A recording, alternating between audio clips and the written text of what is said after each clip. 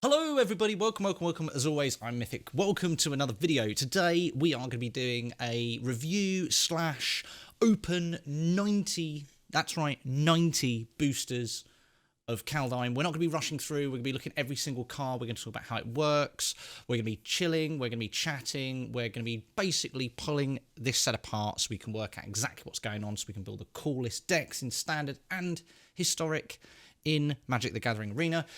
If that sounds like something you'd like, make sure you like the video. If you're not currently subscribed, make sure you do subscribe because it's free. So you should do it. And that way you'll get to see all the content and never miss anything out. Apart from that, it's going to be a longer video. So stick around, get ready. 3, 2, 1, go.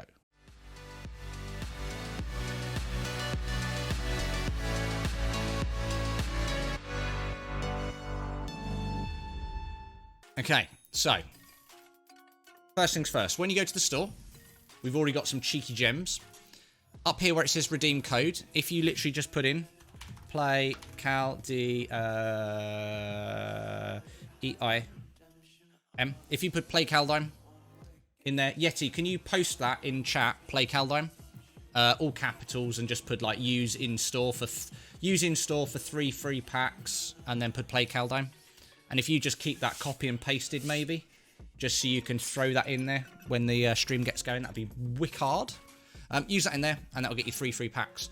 Right, first things first. Let's get a Mastery Pass. Boom. We're going to go for the normal one, because it's fine.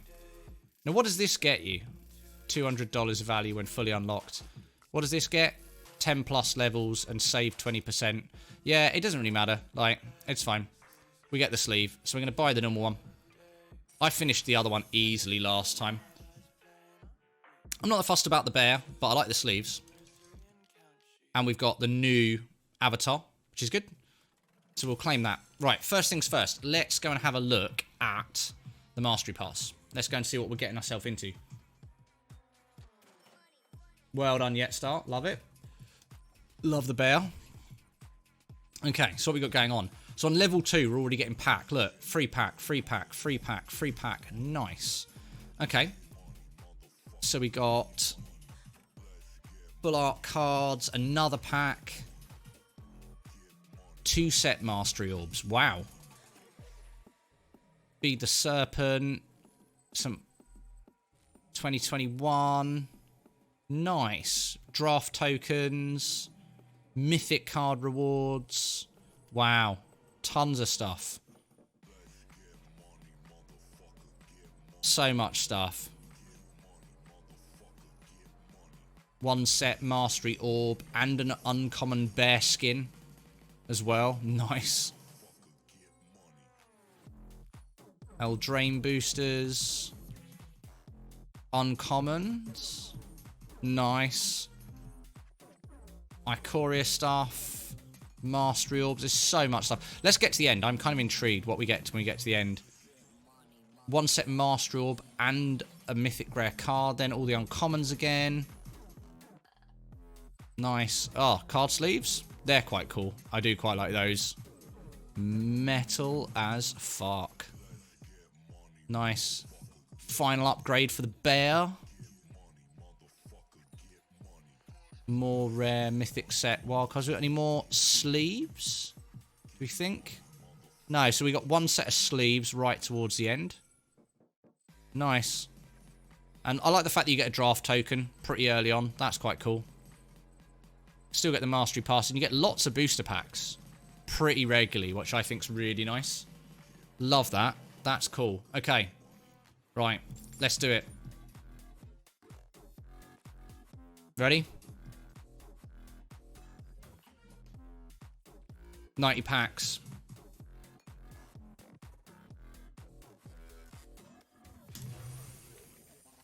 Oof. So we get this. And we get Realm Walker. Okay, so we get 2 Realm Walkers. And so we get 2 Realm Walkers and the extended art as well. Nice. And then 90 packs. Claim. Brace yourself, boys and girls. We have 93 packs to go through, oogle at, look, watch, and stuff. First pack. Right. Let's do it. This set's going to be, like, really chill. Like, super chill. Chilling out. Oogling all the cards. It's going to be pretty good. Frostbite, this is going to see tons of play. Like, it's a lightning bolt for creatures. Cost 1 if you dedicate yourself to some snow. 1 cost, deal 3. It's creatures or planeswalkers. It's not any target, but creatures and planeswalkers is fine. A lightning bolt for creatures and planeswalkers for 3 is pretty huge. Nice uncommon sneaking in there as well. Retribution, search your library for a card named Halva, God of Battle, or an equipment card, reveal it and put it into your hand, shuffle your library. Nice. What's our rare? Wow, okay. Didn't actually mean to click off of that, but yeah, whatever that was. We're going to end up with so many rares at the end of this. So what are we on currently? 4 mythics, 2 rares, 117 uncommons, and 191 commons. Yeti, do a quick note in chat. 4 mythic, 2 rare, 117, 191. So maybe just put 4, 2, 117, 191. And we'll see how many we end up at the end.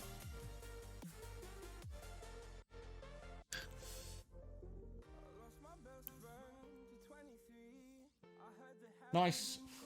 You type far too fast. Well done. Send the worthy. Choose a creature you control. Until your next turn, all damage that would be dealt to creatures you control is dealt to that creature instead. Interesting. Rootless you.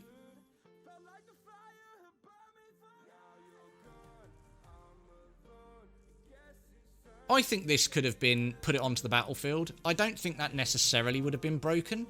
When it dies, search your library for a creature card with power or toughness 6 or greater.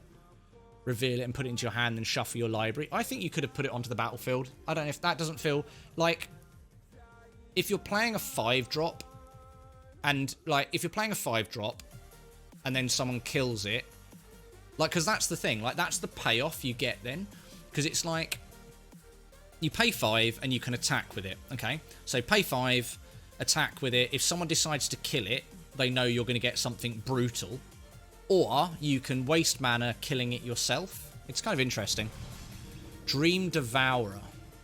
Each non-land card in your hand without Foretell has Foretell. Its Foretell cost is equal to its mana cost, reduced by 2. Wow. Whenever you foretell a card, Dream Devour gets +2/+0. Interesting card. I think with Foretell, like black-blue Foretell could be really interesting. So Dimir Foretell. Interesting. Nice. Okay. Next. Wither Crown. I love how Lord of the Rings this is. This is brilliant. Enchanted creature has base power and toughness is 0 and has beginning of your upkeep. You lose 1 dice unless you sacrifice the creature. Interesting. Some of the new lands. So, I have a theory about these lands. Okay? So, it's a snow land and it's a forest island. Who thinks there's going to be some sort of shock land in the next set that says, pay 2, tap, sacrifice, go and search your library for whatever it might be. A forest or an island or a blah and a blah. Do you know what I mean? Like, it feels like this is being set up. But you can obviously also search out snowlands with things like Cultivate then, because it says search for a... When it says search for a basic, this is a snowland, it's not a basic snowland. So it feels like it's missing searching your library for a... you know? So it feels like that could be coming along. What's our rare? Battle for Bretterguard. Bretterguard. Create a 1/1 white human warrior creature token. Create a 1/1 green elf warrior creature token. Choose any number of artifact tokens and or creature tokens you control with different names for each of them. Create a copy. Oh, wow. So, tokens dedicated deck. Double all your tokens. So, very elf. Nice. So many packs to go through. I'm going to take my time. I'm in no rush. I'm just going to chill.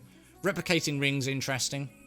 Add 1 mana of any colour at the beginning of your upkeep. Put a Knight counter on Replicating Ring. Then if it has 8 or more counters on it, remove them and create 8. So it's like, that's the thing, like, by the time you've had turn 8, like, by the time you've had turn 8 to make this happen, is it worthwhile having 8 more mana? I don't know. You know, who knows? Pretty basic commons. Okay, we've got a Demon Rogue, because rogues didn't get enough things. Legendary Demon Rogue. 3-drop. Death Touch with Boast. Target player searches their library for a card, then shuffles their library and puts that card on top of it. So in a realm in Standard where there's lots of mill going on with rogues, if you come across an equal rogue deck that mills you once you put your card on top, you're going to feel pretty shit about that. So Death Touch means if any amount of damage that it will do to a creature, even if it's not enough to take out its defense, will kill it. So Death Touch is any amount of damage that it deals to another creature will kill the creature. So even if a 1-1 fought a 6-6, the 1-1 would still kill the 6-6 because it has Death Touch. And another uncommon. Okay. Binding the Old Gods. Destroy target non-land permanent and opponent controls. Nice. So I quite fancy this for a deck that I'm thinking about. Search your library for a forest card, put it onto the battlefield tapped, then shuffle your library. So it's destroy a permanent. Nice. Ramp. And then creatures you control gain Death Touch. So it's, yeah, nice. So destroy a thing, get Death Touch, search out. We like that. That's pretty cool. Replicating Ring again. We've seen that. Snow Creature Zombie Cleric. If a non-token creature an opponent controls would die, exile that card with an ice counter on it instead. You may cast spells from among cards in exile your opponent's own with ice counters on them, and you may spend mana from snow sources as though a mana of any colour to cut it. So that's really properly dedicated into snow, but however not legendary. So yeah, interesting. Okay, cool. Nice. Loving it.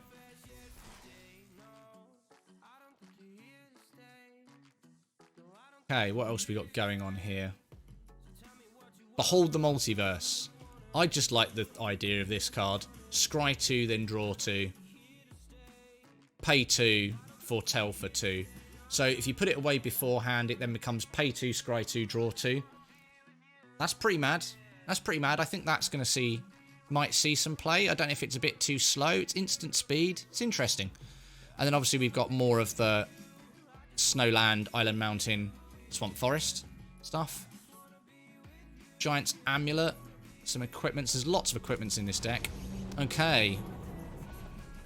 First God. Kulvori, God of Kinship. 4-drop. As long as you control 3 or more legendary creatures, Kulvori gets +4/+2 and has Vigilance. So it becomes a 6/6.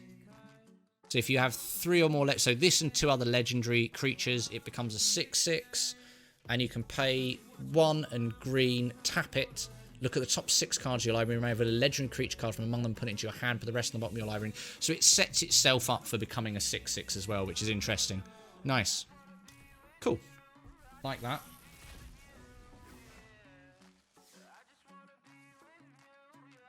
Depart the Realm. Turn target non-land permanent to its owner's hand, and it's pay to and foretell for 1 at instant speed. Interesting. So the Colossal Pow gets pulled by the Giant Ox. So the Colossal Pow is a 2-drop. So you can have a 6/3, turn 3. So it's turn 2, play the Giant Ox, which is a 0/6, which can crew things with its toughness. So when Colossal Pow attacks, add 3 white. And you gain 3 life until end of turn. You don't lose this mana as steps and phases end, and it's crew 6. So the Colossal Pow can be pulled by the Giant Ox. That's turn 3, get a 6/3. Quite cool. So yeah, look out for a lot of that going on, especially in white decks. I think white decks will like this, like 4 Colossal Pow, 4 Giant Ox, because the good thing about white decks is it sets you up with a bit of a wall as well for creatures. Like a 0/6 is a pretty serious thing, so keep an eye out for the Giant Ox to go with the Colossal Plough. Cosmos Charger, Horse Spirit, Flash Flying, 3/3 for 4, foretelling cards from your hand costs 1 less and can be done on any player's turn. I think this is going to see a lot of play. I think this will be interesting. So your foretelling cards from your hand cost 1 less and can be done on any player's turn. So foretell, obviously the foretell cost is 2, so the foretell cost becomes 1, and you can do it at instant speed. So foretell, I think that's the way that works. Yeah. During your turn, you may pay 2. Yeah, and exile this card for... Yeah, so basically it becomes pay 1, foretell a card on any player's... So you can leave up 1 mana. At the end of your opponent's turn, foretell a card down for 1 and have access to its foretell cost from the exile zone. Interesting. This is one of the more interesting cards. 4's interesting, though. It'd be interesting. But 4, Cosmos Charger. Yeah, I like it. I like it. That seems very me. Don't forget as well, Yeti will boast it in the chat. Don't forget, if you want 3 free packs of Kaldheim, use Play Kaldheim in the store under the coupon code, and that will get you 3 free packs. Don't forget to do that. And also, whilst you're doing that, don't forget to like the stream. Don't forget to subscribe over on YouTube. Don't forget to follow here. And if you've got Prime Gaming, don't forget you can use it on a streamer and subscribe to a streamer once a month for free. It doesn't have to be me, but make sure you go and use it on someone. There goes a little pluggy shout out. Gotta love it. Okay. So, let's go and have a look. What we got going on here. So we've got a few new ones. Annual's an old card. Counter target artifact or enchantment spell for 1. Yeah, interesting. I feel like this is potentially more low versions of in historic decks, maybe. Like, you might find historic decks running 1 or 2 of that, or certainly cards in the sideboard for artifact heavy matchups. Way down, interesting. 1 cost at black. Exile a creature card from your graveyard. Give a target creature 3/3. I think this could have been instant speed and it would have been fine. Nico Defies Destiny. You gain 2 life for each foretell card you own in exile. So this is interesting, with the charger and various other things.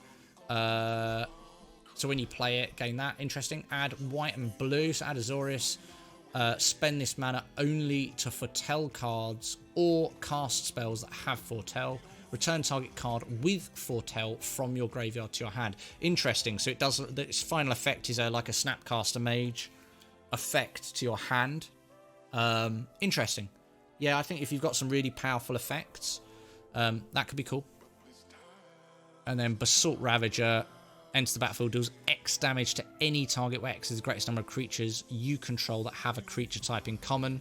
So like a giant, there's definitely a giant synergy. So, and there's lots of giant wizards. So giant wizard card there. So 4 costs for a 4/2 that deals out a shed load of damage is interesting. Another Kulvari. So we've already seen one of these. Cool. Let's keep it going. How are we all doing, chat? Who's psyched anyway for Kaldheim? Who is proper excited for what we've seen so far? So we've seen all of these so far, apart from the rune. What does everyone think of the runes? I'm not decided yet. I can't decide whether they're going to be good or not. I really, really don't know. When Rune of Might enters the battlefield, draw a card. Okay, yeah, fine. 2 cost. It's not got flash, so, you know, comparing it to Omen of the Sea, which is 1 and blue, flash, draw a card. Well, scry 1, draw a card. As long as enchanted permanent is a creature, it gets +1/+1 and trample. Yeah, they're kind of slightly different versions of omens and almost like equipment, but it's an aura. It's weird. As long as an enchanted permanent is an equipment, it has equipped creature, gets +1/+1 and has trample. So you can enchant a creature and the creature gets +1/+1, or you can enchant an equipment and it sort of adds an additional bolt-on of +1/+1 to the equipment. So you can have an equipment, just basically, let's say you had an equipment that says target creature gets +1/+1, equip cost is 2. You could put Rune of Might equipping that, or enchanting that equipment, so that then becomes attach it for 2, but it now gives +2/+2. So also the other interesting thing is obviously if that creature died, the aura would still be attached to the equipment and it would go back. So for example, you could attach Rune of Might to Embercleave, making Embercleave give +2/+2, but if your Embercleave creature died, Rune of Might would still be attached to the Embercleave. So it's interesting. I don't know. Pass. Pass. Vampire Dragon. Okay. Whenever Immerstrom Predator becomes tapped, exile up to 1 target card from a graveyard and put a 1/1 counter on it. That's interesting. Exile 1 target card from a graveyard. So actually, against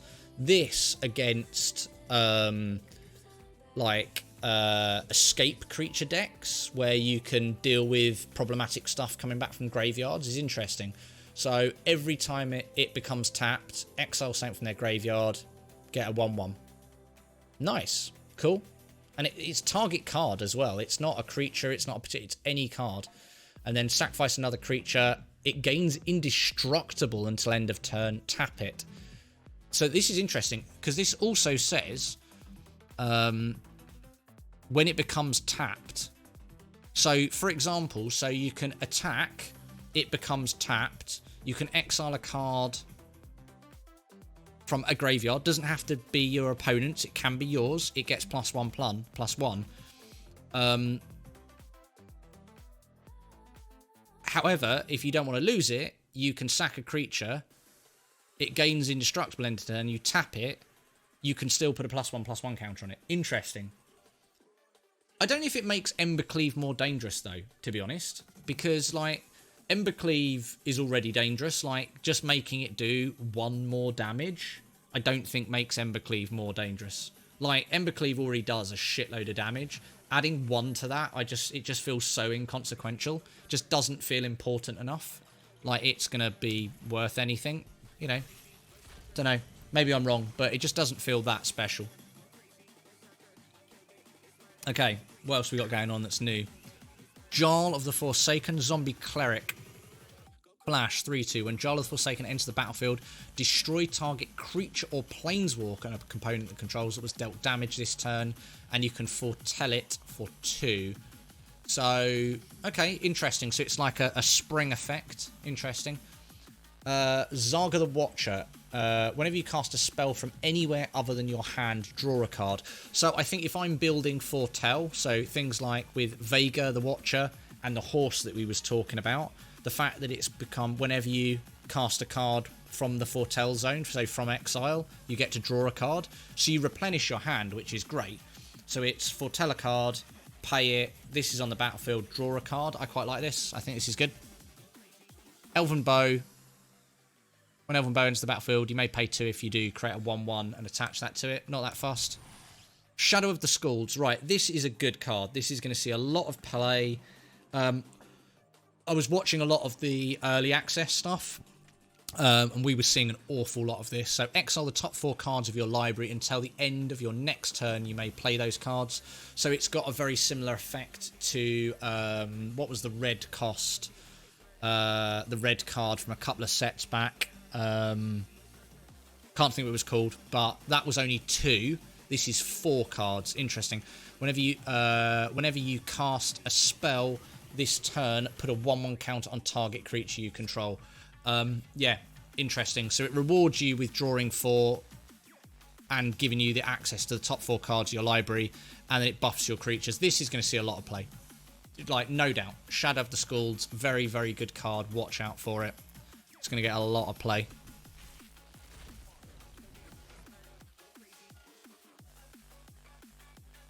Masked Vandal. Now, I seem to remember this was alright. So, Changeling. When Masked Vandal enters the battlefield, you may exile a creature card from your graveyard. If you do, exile the target artifact or enchantment an opponent controls. Interesting, you know. It's kind of... yeah, I can't think what the elf is now that does the same thing. Comes in, destroys target artifact or enchantment. Someone will tell me, I'm sure. But yeah, so that's kind of interesting. Glimpse the Cosmos. Look at the top 3 cards of your library, put one of them into your hand and the rest on the bottom of your library in any order. As long as you control a giant, you may cast Glimpse the Cosmos from your graveyard by paying blue rather than paying its mana cost. Wow. If you cast Glimpse the Cosmos this way, and it would be put into your graveyard, exile it instead. Yeah, interesting card. And then enter the battlefield, search your library for a snowland, reveal it, put it into your hand, shuffle your library, gets +1/+0 for each other snow permanent you control. Yeah, 4 cost.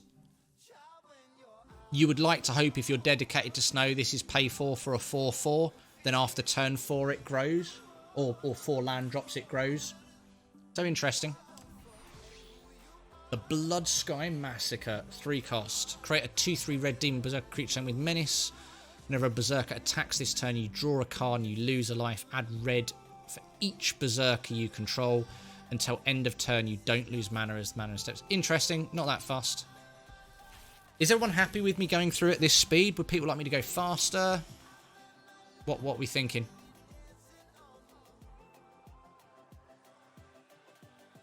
Gain control of target creature until end of turn. And tap that creature, it gains haste whenever this creature deals damage. Yeah, this is very niche. This is very, very niche.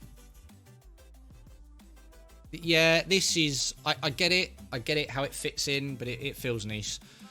This is quite cool. This is kind of like Swan Song. So there's an instant, which is counter target spell. Counter target spell, its controller gets a... I think it's a bird, 1/1 bird. But this is exile target artifact or creature. Its controller creates a 1/1 blue bird creature token with flying.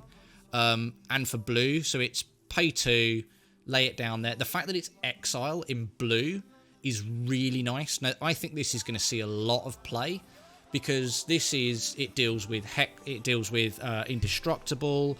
It deals with big creatures. They can't get it back. This is... I think this is an incredibly strong card and is potentially a 4 of in most blue-white control decks. Is there a way of moving your camera because we can't see the bottom right card? Not easily, no. I think we'll just have to accept that the commons are just going to have to be shouted out. Because it's like if I move it up here, if I move it up like up in the top corner over there, it's just, yeah, it's just not worth it. But thank you for pointing it out. But yeah, I just, you know, for the sake of not seeing the common that's down here in its entirety, I think the likelihood of us seeing it at a later date over here somewhere, I think is pretty high. So Ravenform I love. I think Ravenform's probably going to be a 3 or a 4 of in most blue-white control decks that I play. Like it a lot. And I actually think it even stands the test of time, potentially, in even some historic decks. I think that's pretty cool. It's your card, Supermod. Frostpeak Yeti. So it's a 4 cost for a 3/3. 1 and snow. Frostpeak Yeti can't be blocked this turn. It is. It's a Frostpeak Yeti. I think it's quite cool. I like the art, I must admit. So we've got the dual lands here.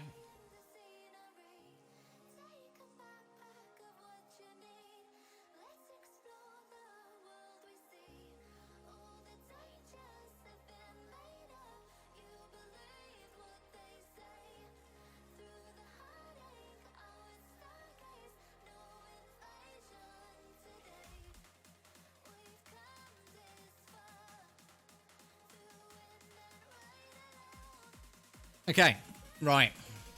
So we've got the dual lands as well here now. So enter the battlefield tapped. Some of these I can't make my mind up. So this is Boros, 1 RRW, 1 red, white. Sacrifice X-Guard, Armory, search your library for an aura card and or an equipment card, reveal it and put it into your hand and shuffle your library. It's really paying into that auras and enchantments. You're not that hairy. Fair enough. Yeah, I don't know. Maybe someone will find this. Maybe this will, reveal some sort of broken thing. I don't know, but I'm not that fussed. Whenever you activate a boast ability, put a 1/1 counter on Frenzied Raider. I think that could potentially be quite strong if you're really playing into the boast ability. So a 2/2 for a 2/2, so 2 costs for a 2/2 with an effect that pumps itself if you're really buying into boast. I think Frenzied Raider could be pretty good. And on common as well, it makes it quite attainable for decks as well without spending loads of wild cards. So this is interesting to me, for sure. Okay. Arnie. Old Arnie. This was one of the early previewed cards. So, legendary creature, human berserker, 3 costs for a 3/3 with haste and boast. So it goes nicely with the creature we've just spoken about. So it costs...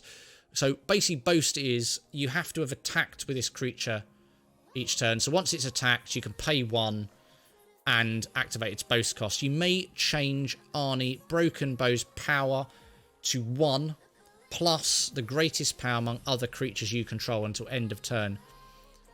So basically, you change its power from 3 to 1. So say you had a 6/6, you can attack with it, pay 1, and it becomes a 7/3.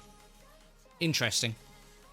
If you're a red player, I think you like this effect, but actually most red decks potentially aren't going that high. So maybe with the dragons and things, it might be quite interesting.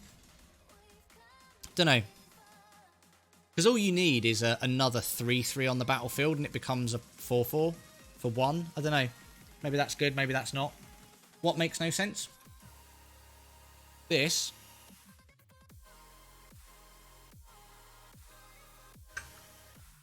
So if you attack with this, and you have a 6/6, you can pay 1.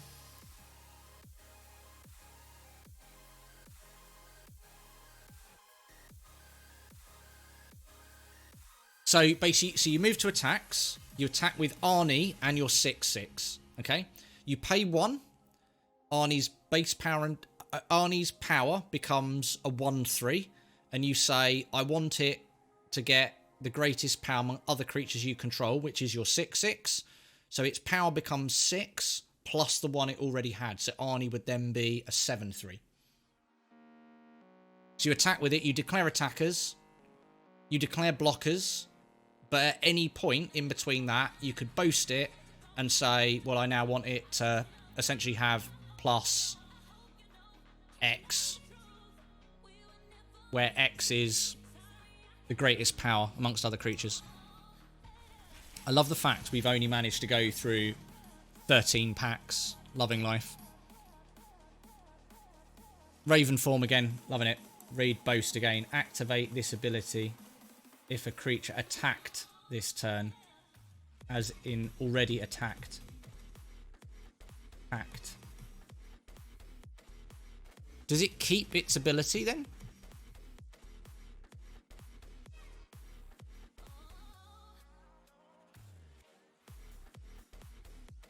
Hang on, let me just find out. Is boast played? Is boast an instant speed effect?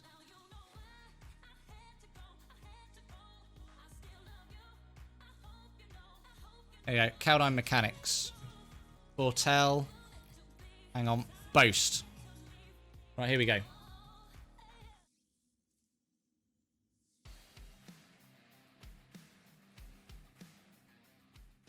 Kaldheim is without a doubt the single greatest world we have ever visited. And I am here to show you, without a doubt, the single greatest ability anyone has ever played with. It has won me dozens, nay, hundreds of battles. I love the fact that he's boasting. It's cheesy as hell, but I love it. It's cheese, but I love it. To show off the new keyword boast, here's someone who's no stranger to boasting. Varigoth Bloodsky Sire. I mean, waded through a river of fire? That's no joke. Boast abilities are activated abilities that you can activate only if the creature with the boast ability has attacked that turn. Now, this could be in the middle of that combat. There we go. Before Yeah. blockers are declared, Yep. after blockers are declared, but before combat damage, or even after combat damage is dealt. Yeah, and also during your second main. You could also boast during your post-combat main phase, Yep. or even during your end step. Yep. As long as the creature It's is still your its turn. praises and boast away. Oh, but no more than once each turn. Nobody likes a loudmouth braggart. That said, we are awesome. I do like the flavour. The flavour's pretty cool. Yeah, so you can do it. Yeah. Yeah, so it basically, it's oh shit. So it's instant speed, so you can do it in any stages. So at the point where you declare it as an attacker, it has attacked. It's obviously, you know, you declare it as attacker, it has attacked, it is attacking. You can then do it during, before, after, as long as it's your turn and it's been declared as an attacker, that boast ability stands effect. There we go. So that's boast. Because I must admit, I wasn't 100% certain. Yeah, no, exactly. It was, yeah, I mean, it's a new mechanic and there's still lots of learning, which is great. You know, Foretell, I think, is pretty straightforward. Now you understand it. But Boast was, you know, Boast was potentially a little bit more. Invasion of Giants. So there's a huge giant wizard synergy with this. So 2 cost, scry 2. That's not a bad effect. Sorcery speed, scry 2 for 2. And then it's draw a card. Then you may reveal, so you set up your next turn. So you can set up your next draw step. And yeah, so you scry 2 and you go, okay, I want this card first and this card second. You can essentially stack the top of your deck. Then you can draw a card. You may reveal a giant card from your hand. When you do, Invasion of Giants deals 2 damage to target opponent or planeswalker. This could be quite good, actually. The next giant spell you cast this turn costs 2 less to cast. That's interesting. I think that's going to be a good card. I think that's in a blue-red sort of aggro control, almost like Dimir Rogues. I think this fits into that sort of strategy. In like a Dimir Rogues aggro control deck, I think aggro control deck with giant wizards. Yeah, I think that's going to be cool. Like that. Right. Rally the ranks. As Rally the ranks enters the battlefield, choose a creature type. Creatures you control of the chosen type get +1/+1. So we've got a new Anthem effect. For 2, creatures you control of the chosen type get +1/+1. Nice. So, you know, if you're playing some sort of knights, warriors, Boros, giants, blah, blah, blah. Oh, Lanawa, sorry, dude, I missed you. Sorry, dude. As soon as it attacking, it counts as attacked. Yeah, exactly. Even while attacking. Exactly that, mate. Exactly right. How are you doing anyway, Lana, as well? Welcome, man. We've got 79 packs left to do. We're going through looking at the whole set. We're building stuff. It's basically just a chill, do some brewing. I've got an idea for the first thing I want to build. But we're going through looking at all the cards. Want to hear your feedback. We keep on telling everyone as well, don't forget to use Play Kaldheim in the store for 3 free boosters. And obviously, if you are watching this and finding it interesting, everyone, don't forget to follow the Twitch channel. It's free. If you've got Prime Gaming, make sure you use that free Prime Gaming sub on another streamer or myself, because it really goes to support them. And also, I'd really appreciate if you dipped over to YouTube and subscribed over there, which is also free if you haven't done already, and I would really, really, really appreciate that. Thank you very much. Cool, right. Let's have a look at the next pack. Okay.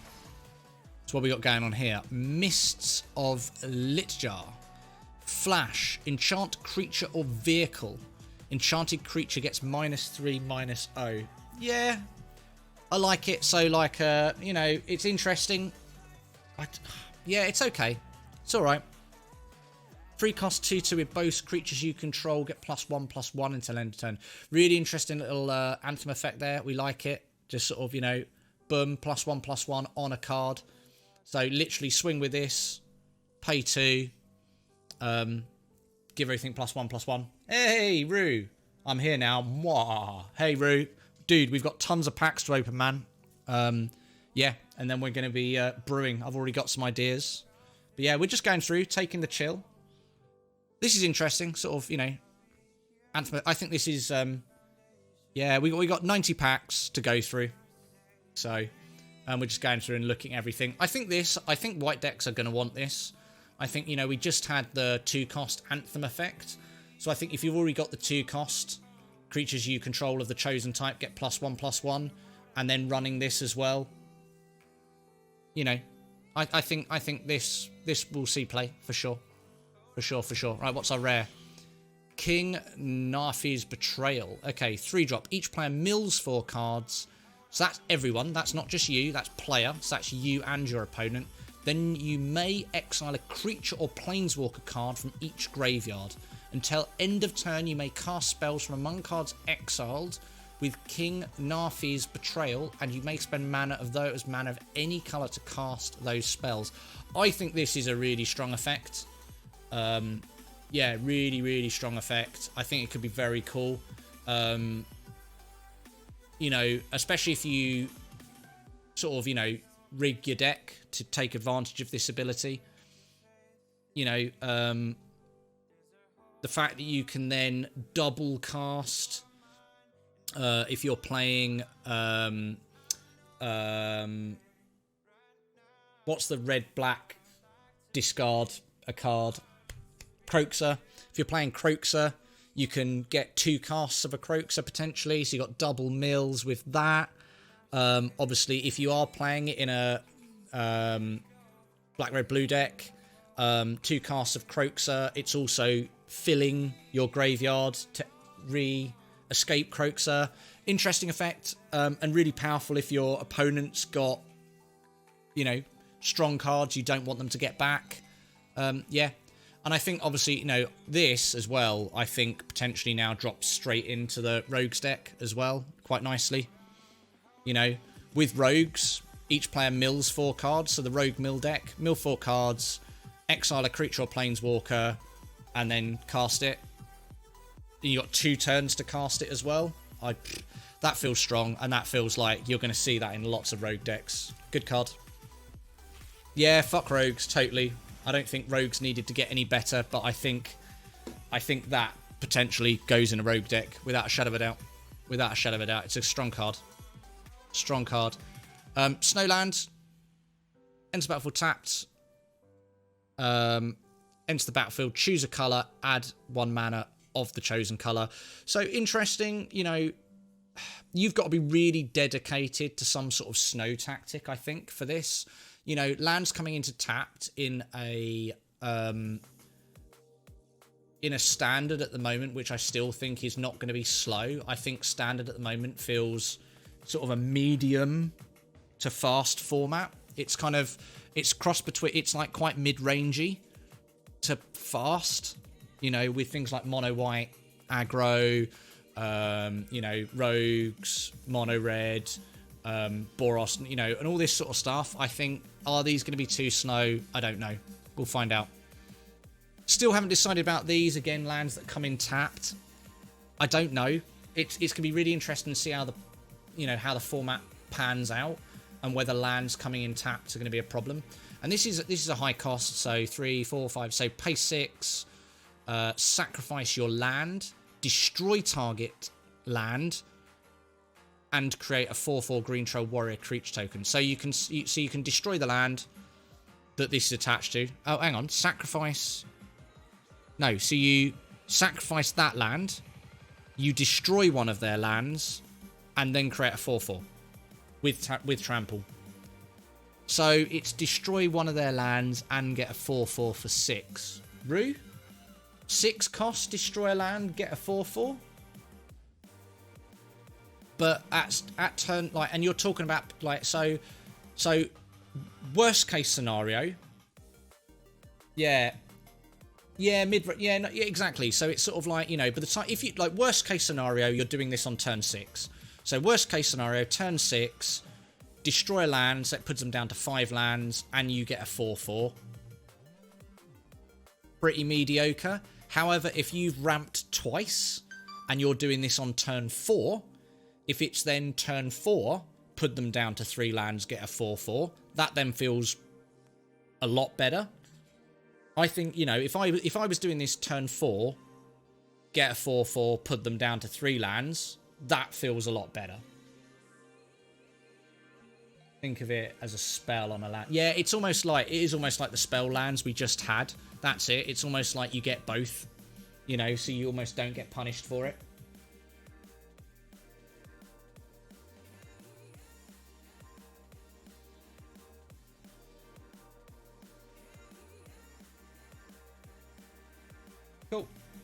Okay, interesting.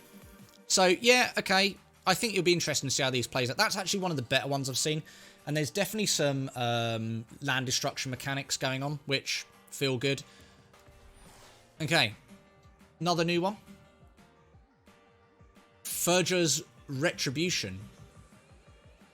This one will be good for anyone trying to play greedy mana bases, taking off World Tree combo decks. Yeah, exactly, yeah. I think that's why. I think that's why there's quite a lot of land destruction in this as well.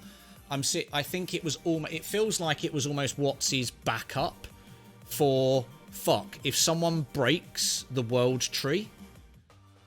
Do you know what I mean? If someone breaks World Tree, if we've got enough land destruction effects currently in standard, maybe this stops World Tree potentially being broken. I mean, bear in mind, World Tree to activate is Wooburg twice over. So, you know, it's pretty strong. What's the ... all about? So, what's this? So, okay. So, play 4, create a Serra Angel. Until end of turn, angels you control have tap destroy target creature with power less than this creature's power. So most of the angels, if you're doing a dedicated angel tribal deck in white and black, which certainly feels like a thing. So most of your angels are going to be 4/4s and 3/3s. So tap an angel, destroy a 4/4 is pretty strong if you're fucking smashing stuff out. But World Tree gives perfect fixing at 6 lands. It does, yes. So part of the deck I'm planning to create does use World Tree, but it's not the be all and end all. It's the fact that I think I can run it and not be hurt by it coming in tapped. Yeah, Serra Angel for 4 mana. Because what's normal Serra Angel? Normal Serra Angel's 5 or 6? What is OG Serra Angel?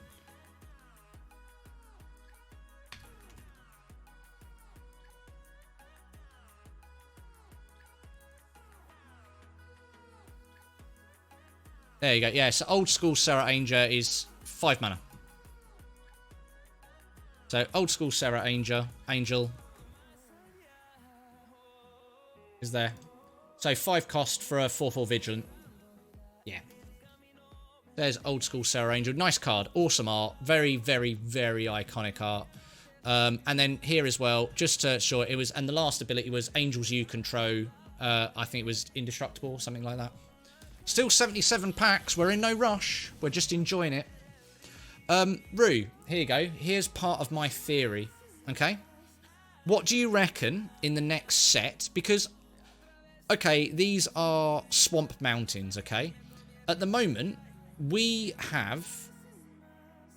don't have any cards, or certainly not many, that say search your library for a swamp or a mountain, or search your library for a forest or a plains. So what do you reckon in the next set we're getting a Painland or something that says pay 1, tap, sacrifice, or pay 2, tap, sacrifice, go and get a snow swamp. Go get a snow swamp or a snow mountain.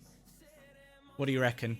Almost like the old school pay 2, tap, go search for a forest or an island and put it into play. Don't you reckon don't you reckon fetches, but just for snow? So not fetch it, not reprint fetches, but snow fetches. So it has to be a snow. I think the only problem with that is snow is certainly a thing in Pioneer. Like the snow decks in Pioneer are pretty strong. Yeah, I don't know. I just kind of didn't see why we had a snowland that was a swamp mountain. I just didn't see the relevance of it. I mean, obviously when you go to Modern and Pioneer, where snow deck is a thing, but fetches aren't in Pioneer.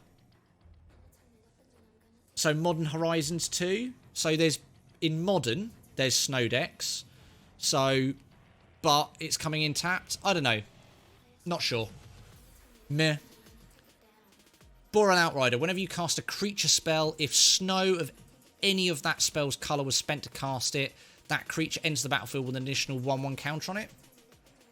Interesting. Again, very snow dedicated.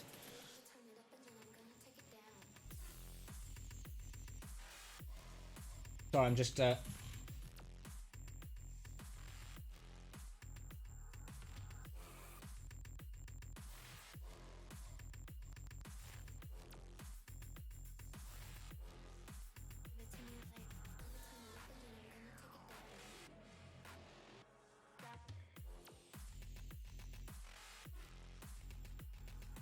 Sorry, I'm just trying to multitask and failing. Stop flirting with the girlfriend.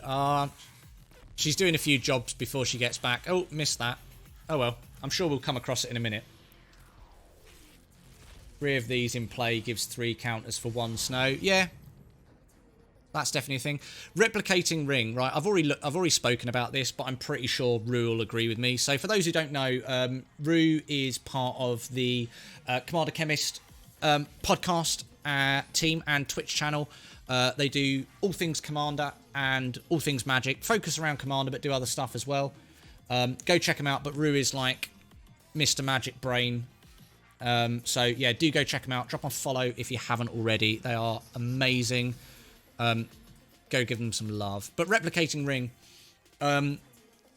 like wait 8 turns to get 8 mana. So on turn 8, have 16 mana. Like, it's just very slow. Yeah, very, very slow. I think, you know, by turn 8... Oh, yeah. Oh, with Voring Clicks, it's... Yeah, with Voring Clicks, it's, you know, a lot quicker, for sure. Because it becomes add 2 a turn. But bear in mind, Voring Clicks is a 6-cost card. So, Voring Clicks 6 cost. So, you've ramped heavily. You've got Voring Clicks out turn... So, you've had Replicating Ring out from turn 2. Let's say Replicating Ring came out turn 2 because you ramped. So, by the time you get to Voring Clicks on turn 4, it's got 2 counters. Voring Clicks comes into play on turn 4.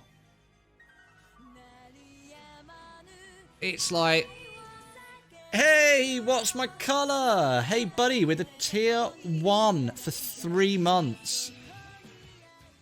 Yeah, doubling season. Thank you, buddy. Really appreciate you for that tier 1 sub. Thank you, buddy. As always, you are still a crazy mythical creature. Thank you, buddy. Love your face. Mwah. It's lovely to see you. Yeah, I think currently in Standard, I just don't know if it does it.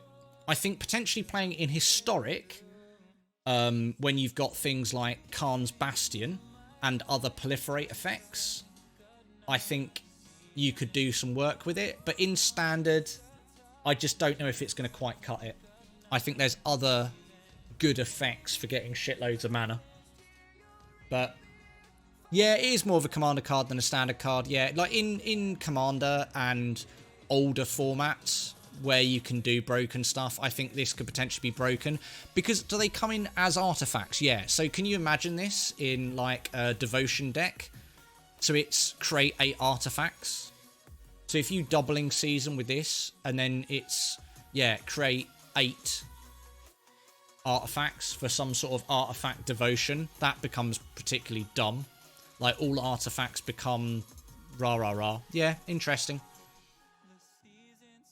Other snow and zombie creatures you control get +1/+1 for 5.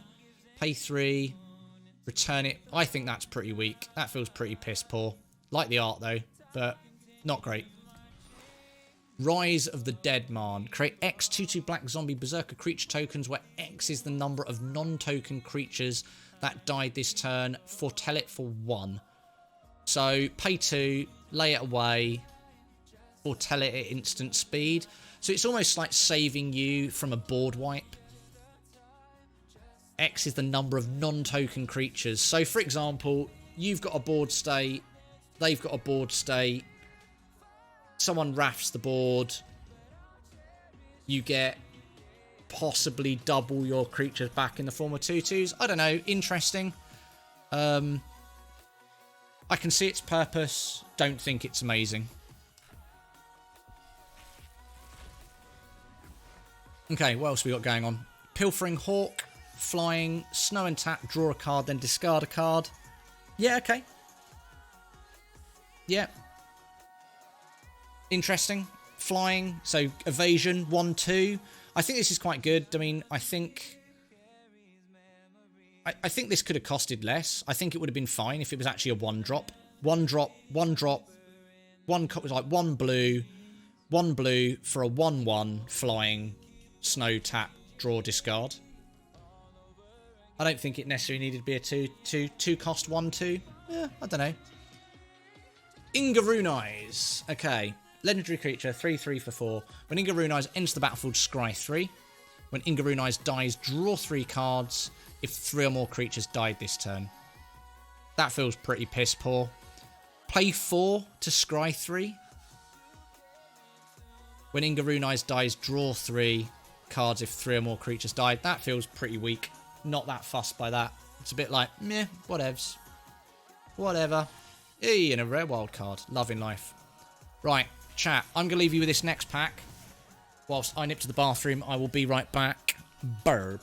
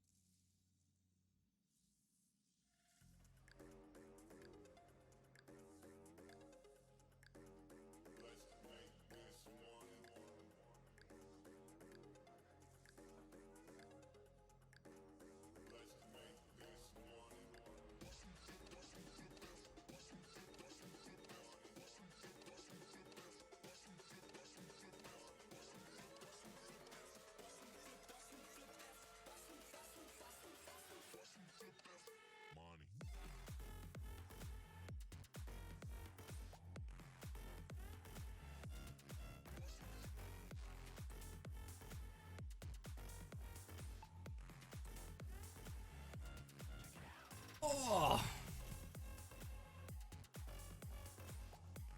Abuse! Abuse him quickly, chat. Rue is a twat. Not me, damn it.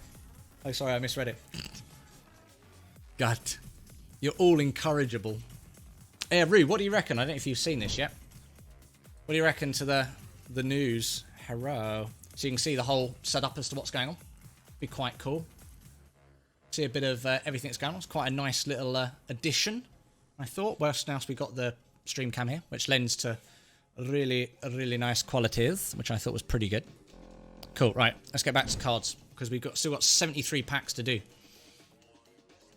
Priest of the Haunted Edge. Sacrifice Priest of the Haunted Edge. Target creature gets -X until end of turn, where X is the number of snow lands you control. Activates the ability only any time you can cast a sorcery.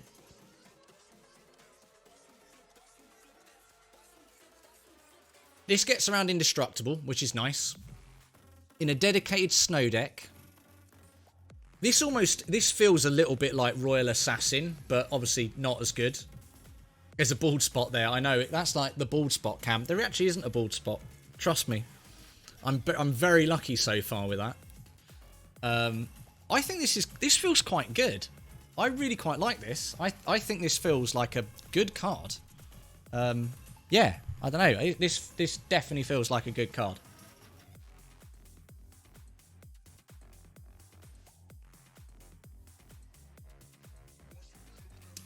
I think this has got potential. He looks in the mirror for hours and makes sure there's no spot. Exactly. Yeah, pretty much. I think this is quite good. I quite like this. In a snow deck, I think that's pretty strong. And at common, you know, depending on what you're doing, if you're doing like a black, like if you're doing like a Dimir control snow deck, like, you know, 0/4, so it's a blocker. You know, so it's buying you time. That's kind of what you want. You want time to set yourself up in control deck. In fact, it gets around indestructible. I think that's a strong card. I really think that's a strong card. I like that a lot. Don't know what you reckon, Rue, but I think that's got some serious potential. Like of it. Runes, as I said, you know, my opinion's out on the runes. Just, yeah, whatever. It's a way to get around Brash Taunter. Yeah, exactly. This is like the old school effects where you put the counters on it. It feels quite slow. 1 blue for a 1/1. Pay 2, it becomes a 2/3. Pay 3, you put a flying counter on it. It also becomes an angel that's now a 4/4. And you pay 4 if it's already... So you have to pay 2, you have to pay 3, then you have to pay 4. You can't just jump straight to 4. If it is a spirit... if Ascendant Spirit is an angel, put a 1/1 counter on it, and it gains whenever this creature deals combat damage to a player, draw a card. I don't know. Question mark. Maybe. There's a way to cheat it. If there's a way to cheat it into becoming an angel. So, for example, if you've got this and Maskwood Nexus out, you can jump straight to paying 4. But then it wouldn't be a 4/4. It would only be a 2/2. So it would be a 2/2 angel. So that doesn't actually really help you either. You have to have paid the 3 to get the flying out of it. Yeah. So you could cheat it in the sense if you had Maskwood Nexus, you could then play 3 into 4 rather than paying the 2 to start off with. But yeah, who knows? Who knows? We got this again. This I like. I like this. 3 cost. 3rd ability stacks. What, so you can keep paying it? Was you there for this card a minute ago, Rue? I rate this. What's your opinion on this? I wasn't quite sure if you was still here. I rate this. I think in a Dimir or Snow control deck, I think this is fiery goodness. I think this is pretty fucking strong, to be honest. Does everything you want to do. Puts down a wall early game to fend off red attacking decks. You know, buys you time and then acts as a kill spell that can take out indestructible creatures. I'm in. When did I become a biker chick? Always been a biker chick, dude. Always. I like this. Priest of the Haunted Edge gets a big thumbs up from me. Org of the Freezing Flame. When a creature or planeswalker an opponent controls is dealt excess damage, if a giant, wizard, or spell you controlled dealt damage to it this turn, draw a card. So, yeah, so with your 1-cost creature, planeswalker, lightning bolt, can't think what it's called now, snow, it's a snow instant that deals 3 if you have an amount of snow. You can draw a card as well. So it potentially becomes, if you've got this out, it becomes pay red, draw a card.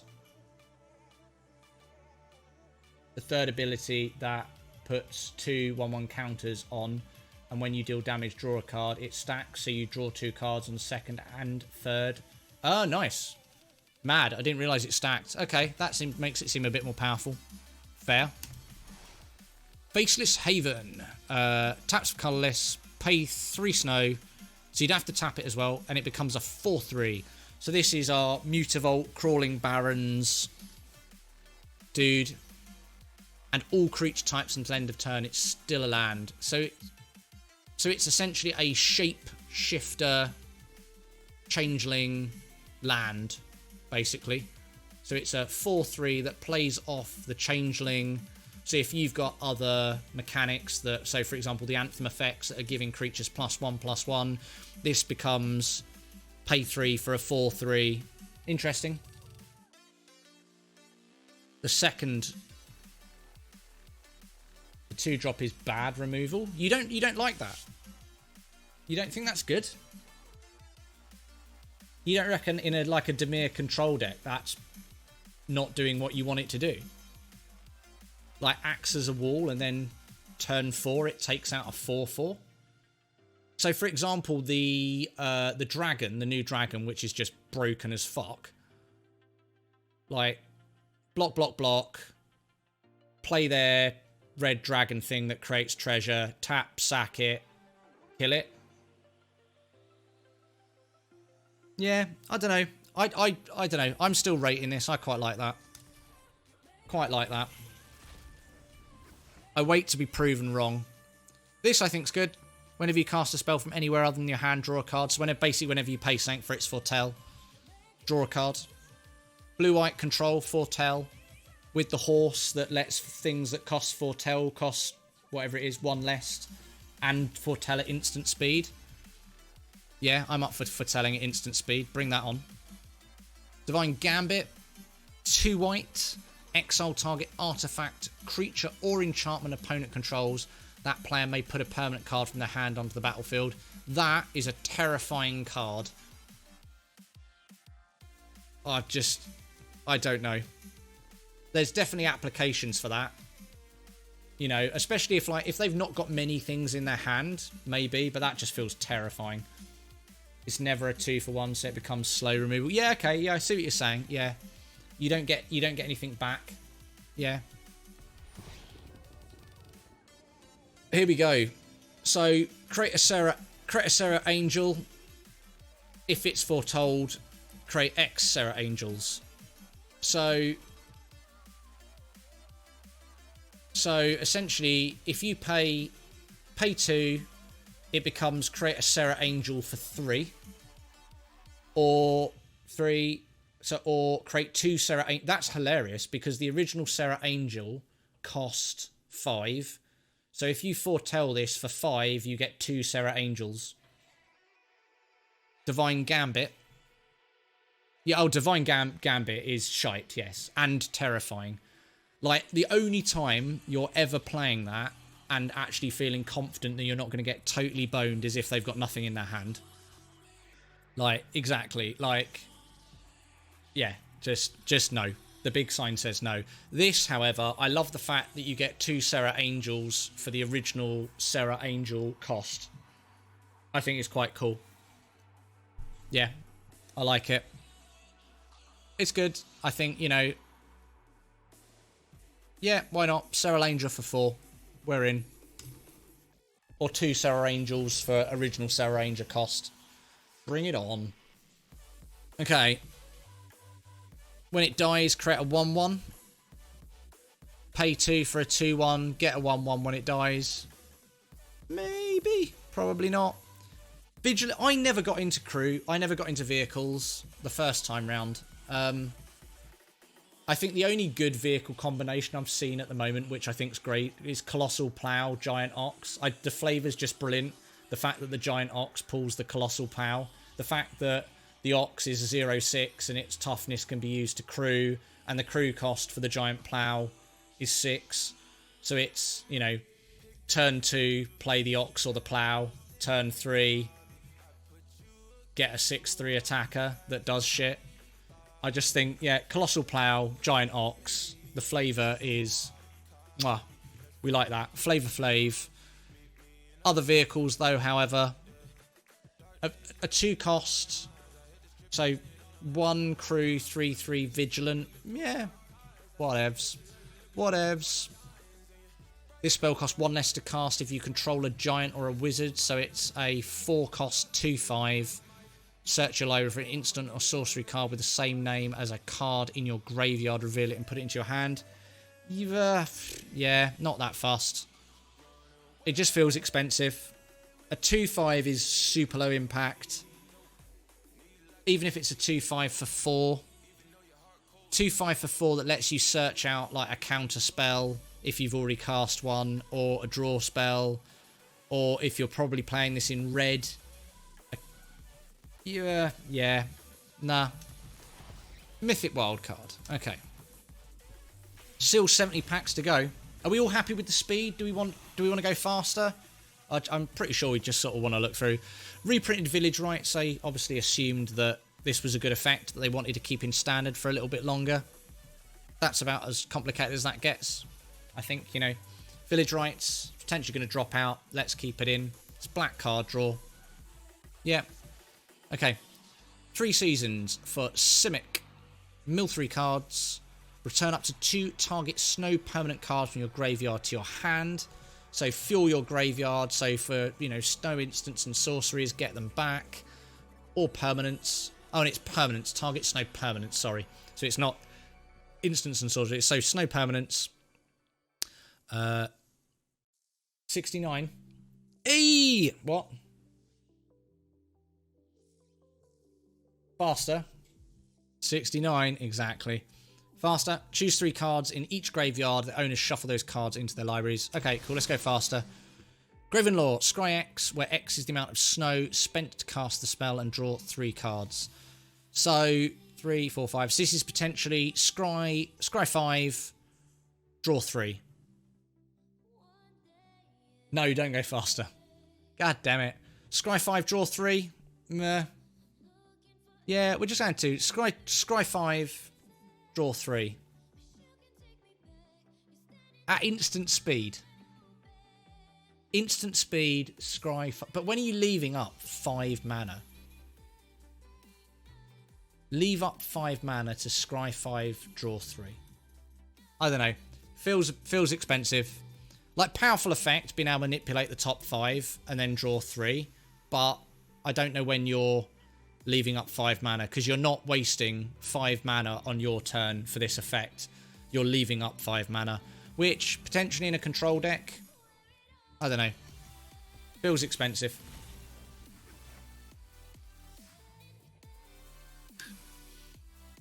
One green.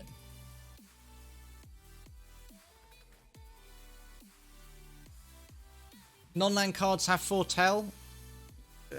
Yeah, so it costs 2 less. Yeah, possibly.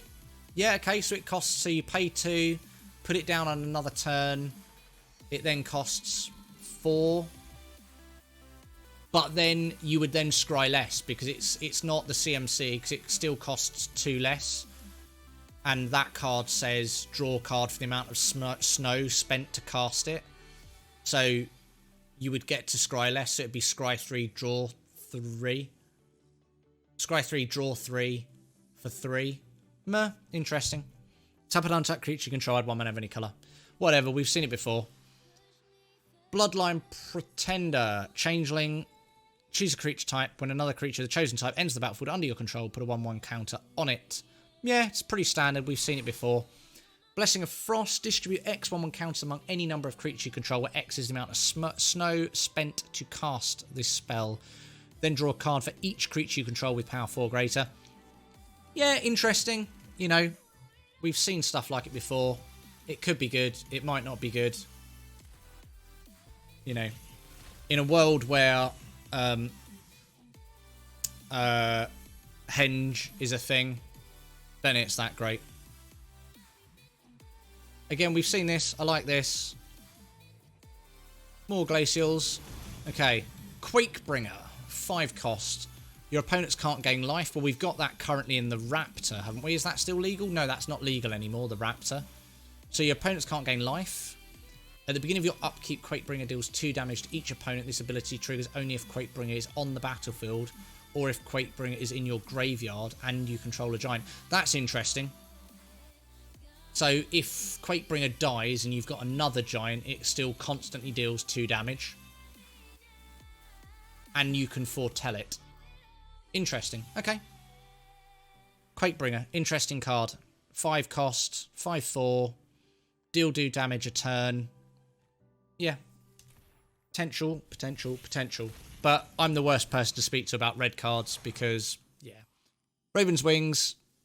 Yeah, it's a bird. It has flying. We've seen it before. It's not that exciting. Infernal Pet. Whenever you cast your second spell each turn, put a +1/+1 counter on it, gains flying. It's kind of like the card we had last turn. That was the Landfall, gains flying, +1/+1. Different version of that in black. Is what it is. Snow Artifact. Tap target artifact or creature. Interesting. Artifact removal, not necessarily something everyone's going to be playing. So it's almost like a harder to remove giant killer. So giant killers obviously play 3, destroy. Yeah, I don't know. Skinfast, Shadow Sage, Elf, Cleric.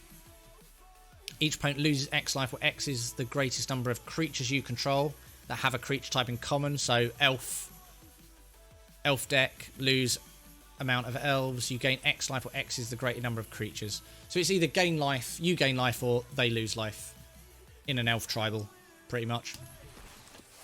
Sigrid, God Favoured. Flash, First Strike, protection from God creatures. When Sigrid, God Favoured, enters the battlefield, exile up to 1 target attacking or blocking creature until Sigrid leaves the battlefield. So a 3 cost Flash exile. So this is almost like, this is like a slightly, this is like a weaker, make a red self-mill. Yeah. Red self-mill is kind of interesting. This is like a weaker version of Skyclave Shade because they can get the thing back. Whereas Skyclave Shade is like, once it's gone, it's gone. So I think this doesn't get played unless Gods ends up being a huge thing. And then it potentially then ends up being slightly better. But I still think Skyclave is a better card than this because it gets rid of it permanently. Okay. Next. What else we got going on? Raven form. I love this. You might have a different opinion, Rue, but I think this is a 4 of in any blue control deck. Exile target artifact or creature. It's like Swan Song. It's Swan Song for creatures. You know, love it. I think it's brill. Pay 2, get it down, leave it there. Exile your giant fatty, have a 1/1. Love it, think it's great, like it a lot. Rate this. Return upon the tide. Return target creature card from your graveyard to the battlefield. If it's an elf, create 2 elves instead. Yeah, it's dear. I'm not that fussed. We've got our kill spell for the turn. Destroy target creature. If this spell was foretold, scry 2. So it's pay 2, destroy target creature, scry 2. I think because we've still got Heartless Act, we've still got Blood. So Heartless Act. So what's this replacing? Heartless Act, which is a destroy target creature with no counters on it. So you've got some limitation there.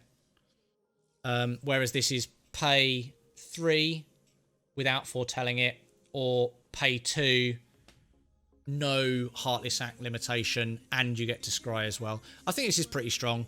You know, it's certainly going to be a must pick up in Limited. You know, any unconditional kill spells in Limited is going to be strong. But yeah, good card. Cosmos Charger, we've had this. I like this. I think this is great. I want to build with this. 4 cost, flash flying. The fact that it's flash, the fact you can get it in end of turn, so you can hold up a 3 cost counter, flash it in end of turn if there was nothing to counter.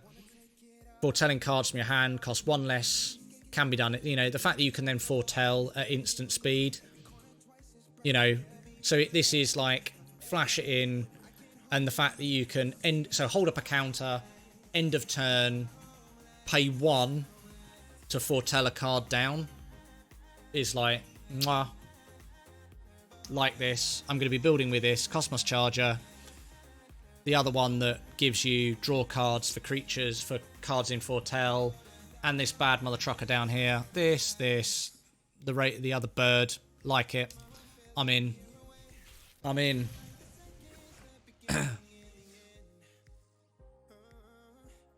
Oh. Lots of talking. My throat is going to be gone. I think I'm going to stream a lot tomorrow. I might do 2 streams tomorrow because I'm actually off work tomorrow because it's my Lou day. So we might do a stream in the morning and a stream in the evening. So this stream's potentially going to be looking through all the cards, doing a bit of brewing, and then tomorrow, boom, getting on that ladder and hitting it like a biatch. Because we're probably not going to do any laddered play today. We're probably going to do some bot matches, some play queue, and then get on the ranked tomorrow. So yeah, 2 streams tomorrow potentially, or just 1 fat off stream. We'll see what happens. Cool. Garden Glade Walker, Changeling. When it enters the battlefield, put a 1/1 counter on target creature. Yeah, why not? I'm in. 2 cost, 1/1. Give Sank +1/+1. Yeah, seems reasonable. Doomscourge. When it enters the battlefield, until your next turn, creatures your opponent control attack each combat if able, and attack a player other than you if able. This is, like, I love, like, the additional bit of card. This is, like, Commander. Yeah.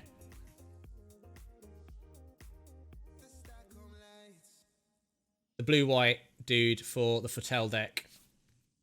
What, the blue-white one? The there's a bird. It's a 3 cost, 1 blue-white. It says whenever... I think it's whenever a creature you control deals damage to a player. Let me try and find it. Hang on. 2 seconds. Right. This is the card that I will be playing with. This is the card I will be playing with. I'm not going to tell you what I'm going to build yet. Not telling you what I'm going to build or what I want to build. But this is a big part of what I want to build. Creatures you control are every creature type. The same is true for creature spells you control and creature cards you own that aren't on the battlefield. So that is in your graveyard, in exile, in your hand, in your library. Love it. Cool. Right, let me show you this card. Hang on, where's collection? How do I get to collection? Here we go. Blue, white, multicolored. This one. Rather than Ever Watchful. Here we go. Vega the Watchful. So, 2/2 for 3, flying. Whenever you cast a spell from anywhere other than your hand, draw a card. So, if you're playing the Foretell deck with this, so you've got this, you've got your Swan Song for creatures, you've got this stuff, create a 1/1 blue bird creature token with flying, you gain 2 life whenever one or more creatures you control with flying deals combat damage to a player this turn. Look at that player's hand and draw a card. You may put any card you own from outside the game on top of your library. You know. And then you've got your gain 2 life, add 2 for Foretell, return. So you got like this, you know, and then you've got your, you know, your Swan Song dude and Rana. Which one's Rana again?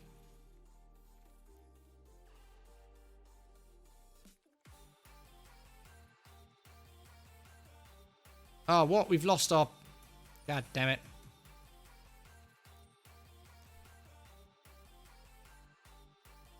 Which one? R-A-N-N-A-R.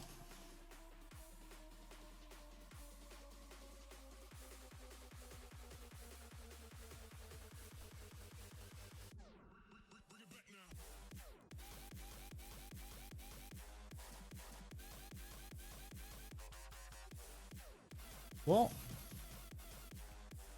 Ranar.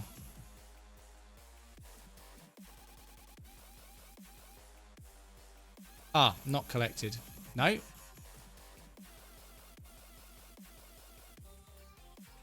Is that the card?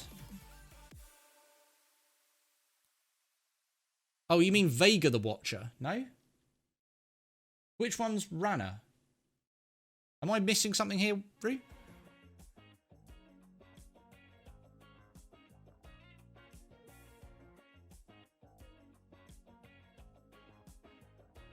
Not sure. We'll come back to that. Right. Tons of packs to go. We actually did a count of how many commons, uncommons, and legendary cards we had at the beginning. Yeah. Doesn't appear to, because that was Kaldheim, collected and not collected, and all colours. So, yeah, doesn't appear to. Not sure what that card is. Rana. Let's have a look at Mythic Spoilers. What's the colours, Rue? Oh, no, that's Mythic Store. Go check out mythic.store, by the way. Happy accident.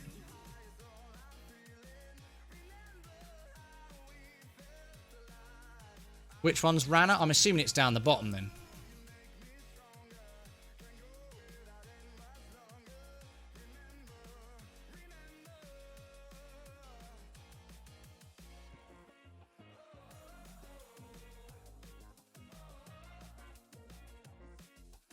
Ah, there we go. Rana the Ever Watchful. There we go.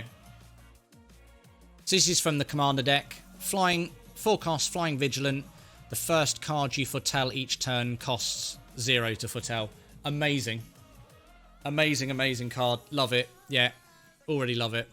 Whenever you exile one or more cards from your hand and or permanents from the battlefield, create a 1/1 white spirit creature token. Like that, Rue, to be honest with you now, mate, like that, if I build another Commander deck, which I'm going to, I've decided that I'm definitely going to build a Commander deck for when we can all get back together and play Magic properly. I love the idea of that. That just seems awesome. So yeah, whoop whoop. Okay, so we've seen all of these. Cosmos Elixir. At the beginning of your end step, draw a card if your life total is greater than your starting life total. Otherwise, you gain 2 life. Yeah, it's pretty weak. Whatever. Not that fast. You know, if you're already got loads of life in your white deck, which is probably what you're paying. Yeah, I don't know. Not that fussed by that. Okay, nothing new apart from this. Sacrifice, Mirror Lake, create a token that's a copy of target creature you control, except it enters the battlefield with an additional 1/1 counter on it. Activate this ability only anytime you can cast a sorcery. This is kind of interesting.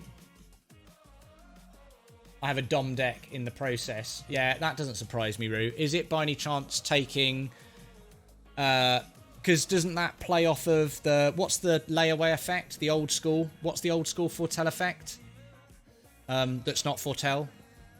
That Amy plays. My brain's gone dead and I can't think what the effect's called. Suspend. So that would work with Suspend, I assume.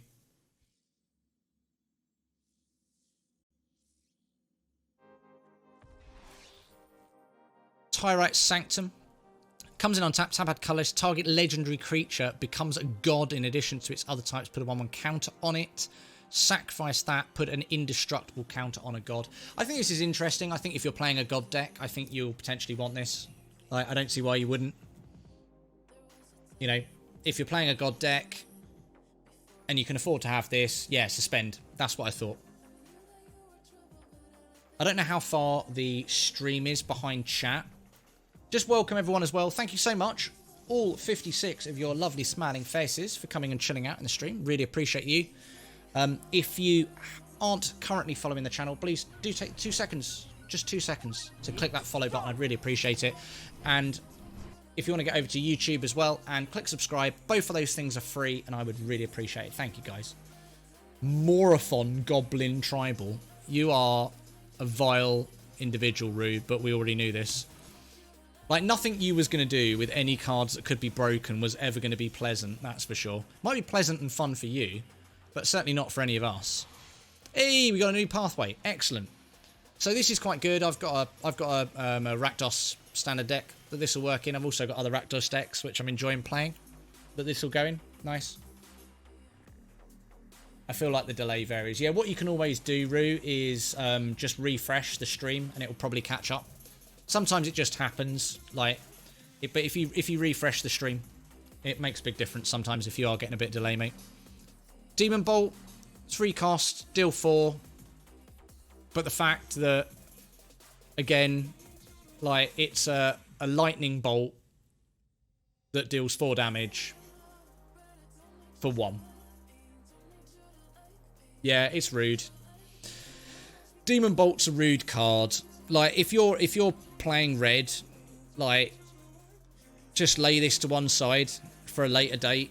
Yeah, why not? And then obviously we got the other half of our pathways. Nice.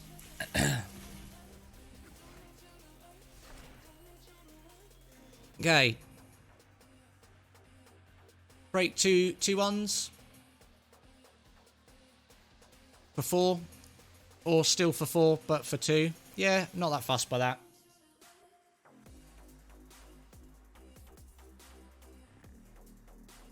Thundering Rebuke. Well, Thundering Rebuke is what? Thundering Rebuke is 2 to deal it to a creature. So this essentially costs 3 in total if you foretell it, whereas Thundering Rebuke is 2, right? Yeah, like, that's it. Like, it's the same as the Lightning Bolt. The Snow Lightning Bolt that only hits creatures and planeswalkers. Like, I think most red decks are going to run it as a 4 of.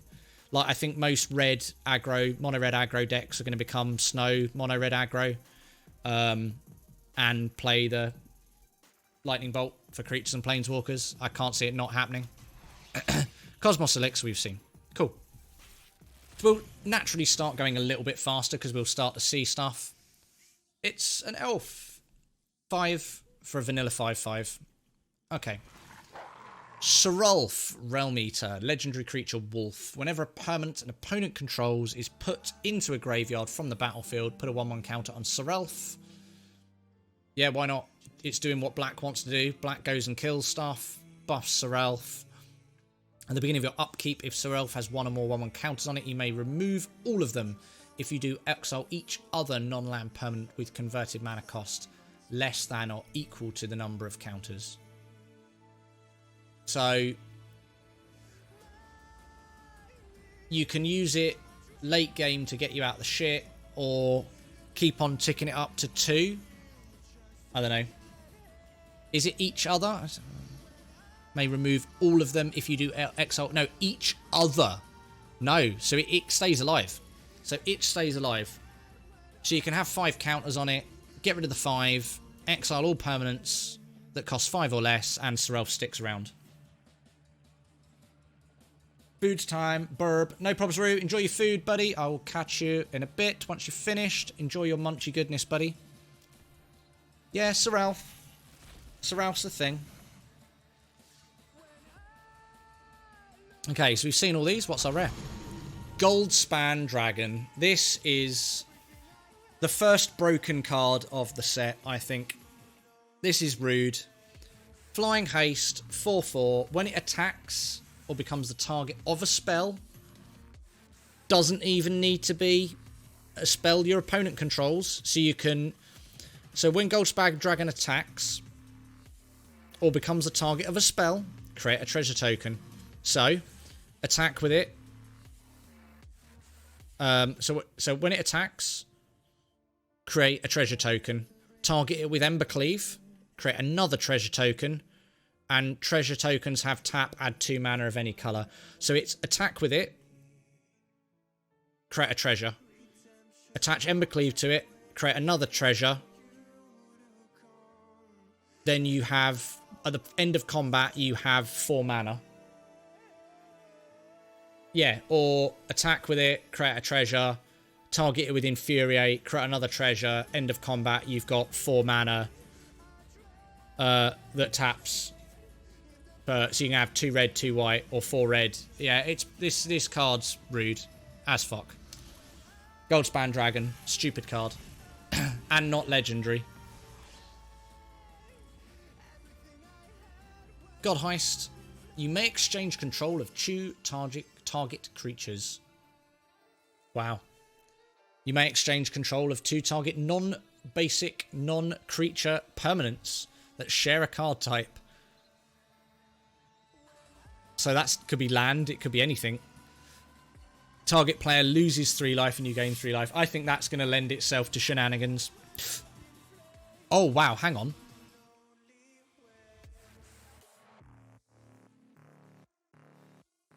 Oh. This brings into Historic. What's the black card that says on turn 3 you lose the game? Control of two target non-basic non-creature permanents that share a card type. Yes, if someone else has got an enchantment, you switch it on turn 3 and they lose the game. So it's play the thing. You have to sequence it right and be very careful. But you can play the thing, pick the first trigger, play this, pick the second trigger, that then goes off, give it to your opponent, and they lose the game. It's pretty niche, but hilarious as hell. Because that is a deck, I think, in Modern. I can't think what it's called. It's called something gift. Harmless gift or something like that. And it says give permanent you control to target player. So you just give them the thing and then it kills them. Yeah. So, mad. King Narfi's Betrayal, we have seen. Cool. Might start thundering through a bit quicker now. Seen all of these. Nice. Redain. New card. Snow lands your opponent control, enter the battlefield tapped. So hoses snow. Non-creature spells your opponent's cast with converted mana cost. So it's got stage 2 of ECD on it. Stage 2 ECD on a dude that costs 3. Nice. We likey. Seen all these. Icebreaker Kraken. It's terrible. It's a terrible card. That's all we need to say. It's not good. Basically. Not good card. Okay, we've seen all of these. Arnie! We've seen Arnie. Arnie Broker's base power toughness. Feel free to ask questions as we go through as well if you respot cards we've already looked at. I don't feel like we've seen Maya.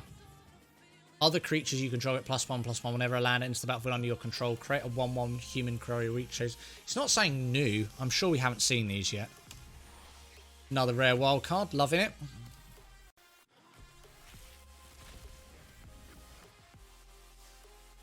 So we've seen all of these.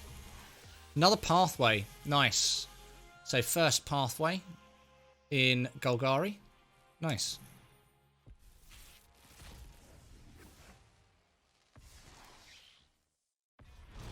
Another Redain.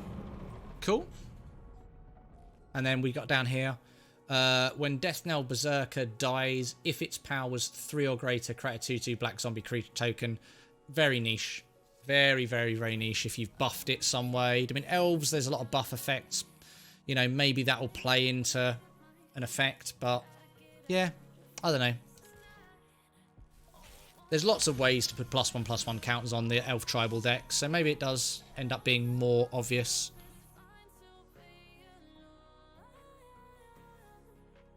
And this is the Create a Serra Angel.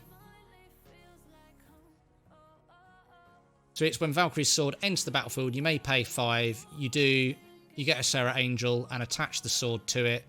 So you essentially pay 7. Pay 7 to get a bigger Serra Angel, basically. This isn't a third. We've seen this. Land destruction. Destroy target land. Put target land card from a graveyard onto the battlefield under your control. Choose target opponent. If they control fewer lands than you, create a number of 4/4 green troll warrior creature tokens with trample equal to the difference. I'm probably going to build a land destruction deck because I think there's now a viable land destruction deck in Historic. I'm going to predominantly be building in Historic. I'm not a massive fan of Standard. As you all know, I'd much rather play Historic and older formats. I think this now lends itself to a really cool land destruction deck. So that's the other thing. In fact, I want to get my notepad up, actually. So I can make some notes.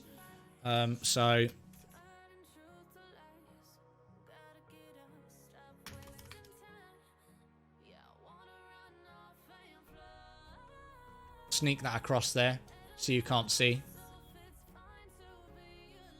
For the notes of goodness. 50. Okay, let's keep it going. Okay. Got any new stuff? No, seen this. Reflections of Lit Jar, we've seen that as well. Cool. We're starting to see a lot of the cards now. Nice, that's a first. Fergie, God of Storytelling. Whenever you cast a spell, add red until end of turn. You don't lose this mana. Creatures you control can boast twice during each of your turns. So it creates mana for boast effects. And then on the other side, we got the legendary artifact. Discard a card, exile the top 2 cards of your library. You may play those cards each turn. Yeah, red decks are gonna like it. I think red boast decks be good fun. Okay, what are we up to? Okay, seen all of these. Realm Walker. Okay, so we got some of these because we bought the 90 packs. So we got 2 of these and we got the full art version as well. So that's pretty cool.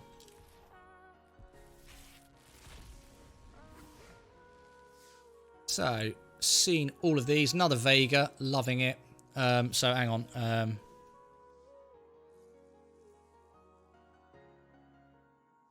I'm adding to my list of decks to build. Before I forget. Toski, Bearer of Secrets. Yeah, this spell can't be countered. Attacks each combat in favor. Whenever a creature you control deals combat damage to a player, draw a card. I don't know. I think old school Squirrel decks are going to be more excited about it. But I think a 4 cost for a 1/1 indestructible that always has to attack. Unless you can buff it. I don't know. Maybe. I don't know. I wait to be proven wrong. Run amok. Okay, target attacking creature gets +3/+3 and gains trample until end of turn. So it's Infuriate on steroids. You know, rather than +3/+2. +3/+3 and trample, costing 1 more. Yeah. I think, you know, cards that are, you know, decks that are potentially playing that sort of effect are going to want it. Going to be lurking while I'm cooking. Can still hear you though as I've moved the laptop to the kitchen. No probs. Thanks for letting us know. Cheers, Han. Changing. You may have Morty of the Frost enter the battlefield as a copy of a permanent you control. Except it's legendary and snow in addition to its other types. And if it's a creature, it enters with 2 additional 1/1 counters on it. I'm sure people will find ways to play with this, and I'm pretty sure it'll be mad.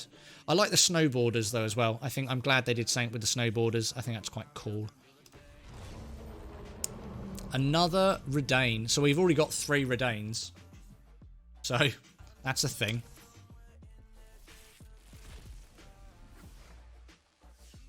Okay, Giant Ox. Here we go. Here's the Giant Ox. Giant Ox, cruise vehicles using its toughness. Giant Ox pulls the Colossal Plow. Flavor Flav. Rare wildcard. Loving it. Still got 44 packs. Wow. Crazy times. 3 seasons. We've seen this. We've seen the others.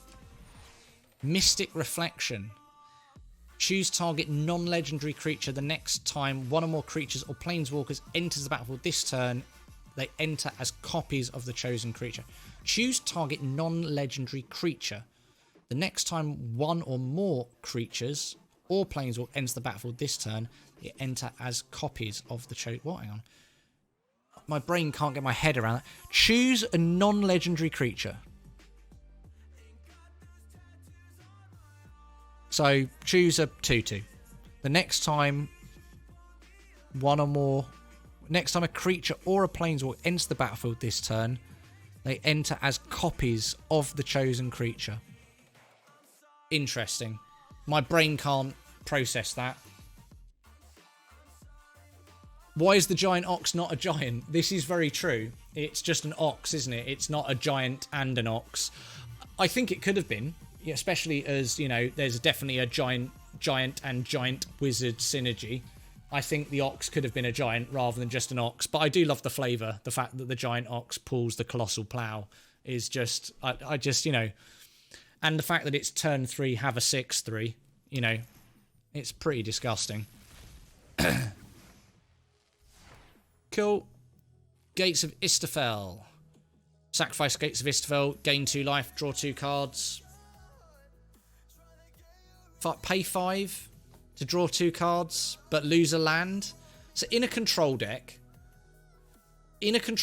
where land is what you want to do all of the horrible broken shit you're going to do to annoy everyone else, I can't imagine at what point you would want to pay 5 life and sacrifice a land to draw 2 cards and gain 2 life.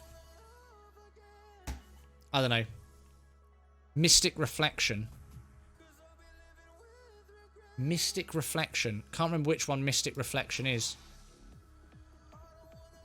Let's have a quick look.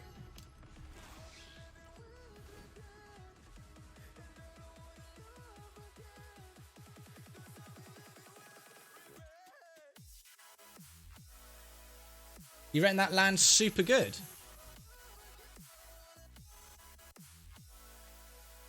You really like Mystic Reflection. I can't get my head around how it works though. So you choose a... So say you've got a 6/6. Say you've got a 6/6, and the next time you then play a 1/1, it then enters the battlefield as a 6/6. So you can essentially pay 1. So late game, when you've got a big fatty out, you can make an inconsequential creature that doesn't really affect the board state at a later date a big fatty. It works well with Shark Typhoon. You know, so you've got a 6/6 shark, target your 6/6 shark, have your... Yeah, I don't know. You think...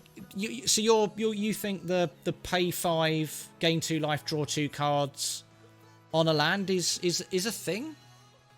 Because you want to be doing it at instant speed. So again, it technically costs 6... because it's pay 5 and tap that land. So it's pay 6, sacrifice a land, draw 2, gain 2. I play Ugin. My opponent casts Mystic Reflection. Targets a 1/1. Ugin comes into play. What? Oh shit! I didn't think of it the other way round. What? Hang on. What? I didn't even think of that like that. Hang on. What? Choose target... So, choose target non-legend creature. The next time... Oh, shit! I didn't even think of it like that.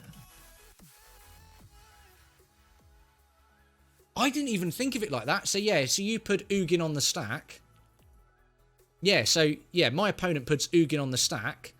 I target my 1/1 thing. And then Ugin enters the battlefield as a 1/1 dude, rather than an Ugin. I didn't even think of it. Like, do you know what? I literally read that, and I didn't even read the card properly. That's really good. That is actually really good. Because it's essentially, it's a 2-cost... It's almost like a swan song effect, isn't it? Again, it's like it's sort of counter target spell. Opponent gets something not as valuable is what it is, isn't it? Really, it's like counter target spell. Opponent gets something not as valuable. Yeah, no, I like it. I didn't actually even read it like that, Rue.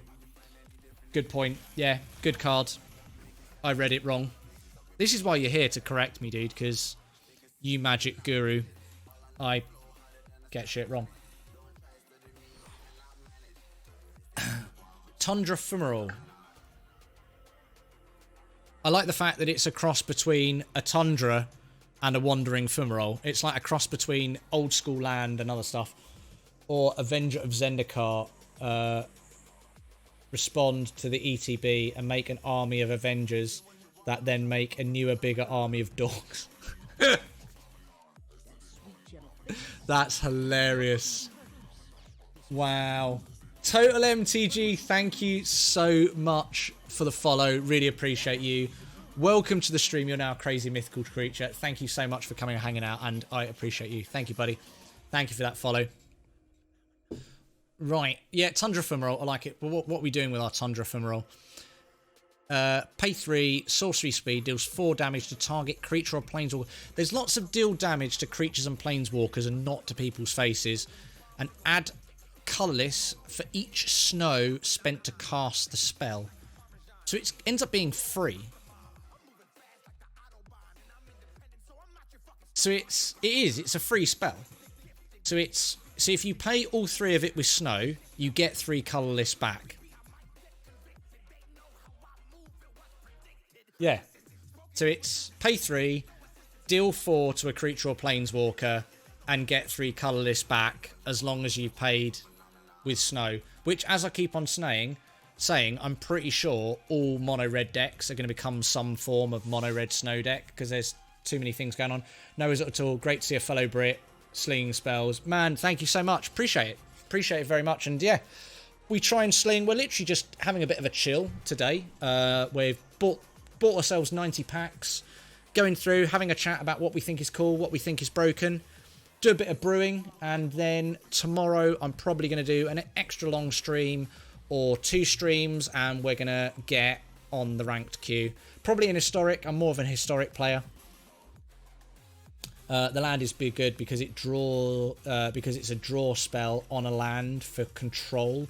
It means you can keep hitting land drops and later on cash it in for cards, life. Yeah, okay, yeah, sounds.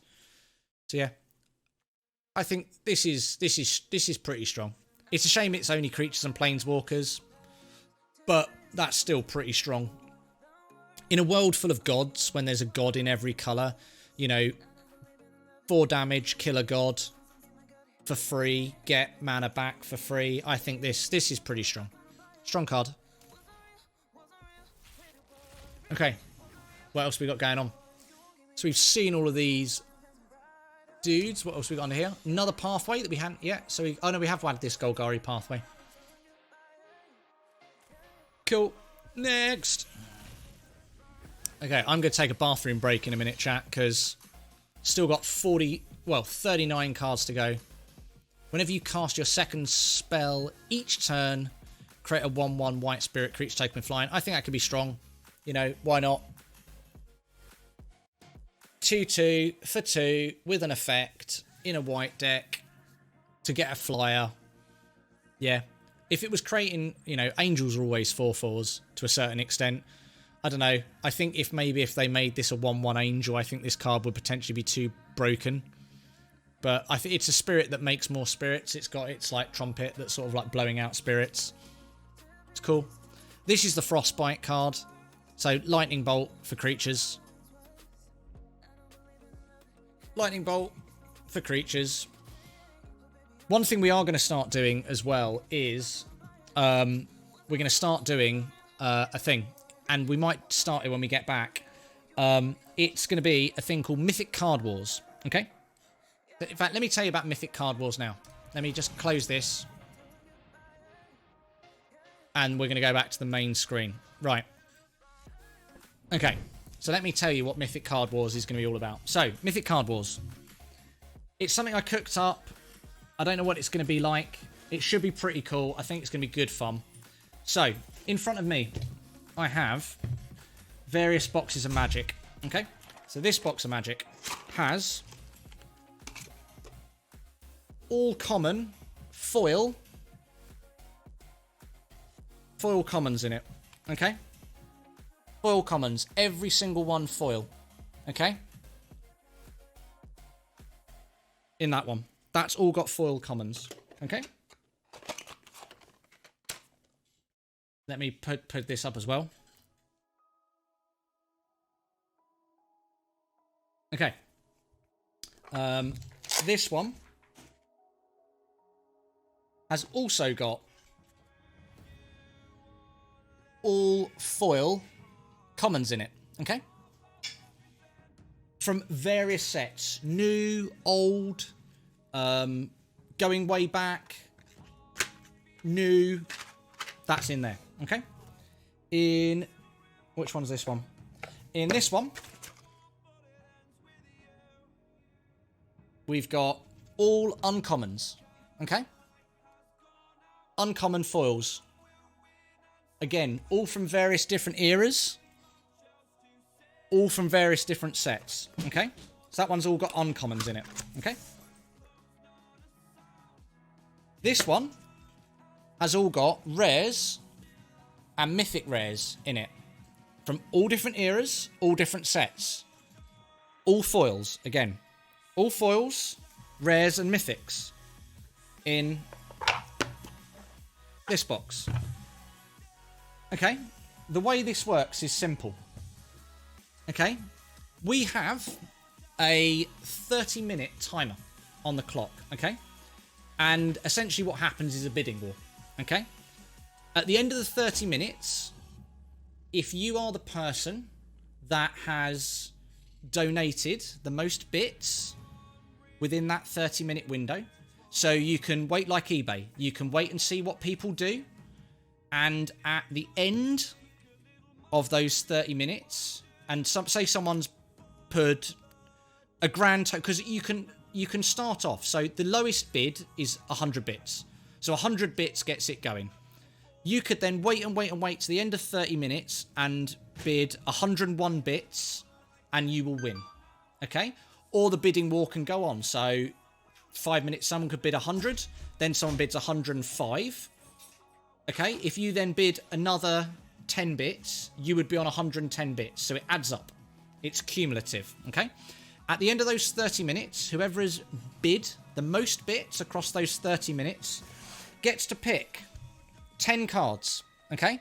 You will not know the boxes, okay? I will have them in front of me, okay? I will have them in front of me. There will genuinely be... what I will do is I will show them to you. So I will mix up 2 boxes. Will have all common foils in. 1 box will have uncommon foils in, 1 will have rare and mythic rare in. And you will then say, okay, I want 1 card from box 1. And I'll put it to one side. You then get another card from box 2, 3, 4, and so on and so forth, until you have picked 10 cards from a combination of boxes which you decide, blah, blah, blah. Okay? These are not all low value cards. I mean, most foils, no matter where you go, common foils can be anything from 5p to, God knows how many. There is various value. So even if I show you in the rare box, there's things like Simic Ascendancy in foil, Dictator of the Twin Gods, Doom Whisperer, what else? Radiant Flames. What else we got going on in here? Ogretized Command. Admiral's Order with a day stamp on it as well. Citywide Bust with a day stamp on it as well. There is a promo Encroaching Wastes. There is a Khan's Bastion in there as well, in foil. So, basically, for potentially £1, you're probably going to get to do... oh yeah, look, you can see what's going on. Like, so once I mess these up, so the way it will work when we actually do this, I'll move out a shot, I'll mix up what's going on in what box, okay? So I'll mix up, so you won't know what things are in what box, but you'll be able to see that you're going to pick box 4, you'll see me go in, I'm not even going to take the first thing that comes out. You can say, if you want to say, I want the 10th card in, you'll get the 10th card in. So it'll be as random as we possibly can, okay? That's how that happens, okay? So if you win the thing, you get 10 cards for your bid. I'll send them to you. I'll pay for the postage. So I'll pay for the postage to get them sent out to you, okay? Then, at the end of that, if you win the bid, right, and there's an incentive, okay? For the first 1, 2, 3, 4, 5, for the first 6 times I do this, I'm only going to do it once a stream. For the first 6 times I do it, you'll be able to pick a full art. So the first 6 times, this will be the first 6 people that get involved and win. I'm going to send you a full art, an oversized commander card. There's a Derevi. I've actually signed all of these. These aren't worth loads of money. They're worth about, they're worth a couple of bucks each. I think they're worth sort of $2 to $5. And I've signed them all. Just put Mythic on them. Just as a bit of a keepsake. You can put it somewhere, use it as a bookmark, do whatever you want to do with it. But there's 6 of those for the first 6. And whoever gets in first will get to pick. They can pick from the 5 that are left, and you'll get one of those. Right, however, this is the bonus, okay? Once you've picked your 10 cards, I'll show you what 10 cards you've picked, okay? At the end of that, you will then have the option to pick from the mystery box, okay? If you can look at your 10 cards, and if you win, you can then bid. You can then bid an extra 500 bits. If you bid an extra 500 bits, you can pick 2 cards at random from this box. Now, I priced up this box, so 500 bits is £5, okay? Or $5, it's about £4.20, okay? I priced up all the cards in here. There is well over $100 of cards. The average price of the cards in this box is $3 each, okay? I've actually saved the list of the cards that are in here. The average price is $3. So by paying $5, the likelihood of you getting $6 worth of cards is incredibly high. Okay? But I can tell you, it's not crap. For example, Boyle Glacial Fortress is in here. What else have we got going on? There are some of the original artifact lands in here. Okay. There is an original. There is a Legends Time Elemental in, I would say, Italian. That is a $35 card. So in Italian, I think it's probably about $10. That's just under a $20 card. Okay. There is a 3rd edition Royal Assassin. There is things like Brainstorm, full art Snow-Coloured Islands, full art foil Tempered Steel. There is things like Urza's Power Plant. There is a foil Bolus full art. There is things like old school Fireballs. There are Rift Bolts. A casual Garruk Apex Predator. $15 card. There is also a full art Lightning Bolt in here as well. Okay. They will get shuffled up. And that's the way it goes. So you can stick with what you've got when you win. Or you can go, do you know what? So the idea of this, I'm going to be total full disclosure with you. Some of it is to, obviously, money goes straight back into the stream. Brilliant. But the idea being is I want you guys to get some cool old school cards and it not to cost you a fortune. So there's some cool cards. There's some wicked stuff going on. I thought it would be lots of fun for us to do on stream. If you type in !Card Wars, it tells you the rules. It's pretty straightforward. Starting bid's 100.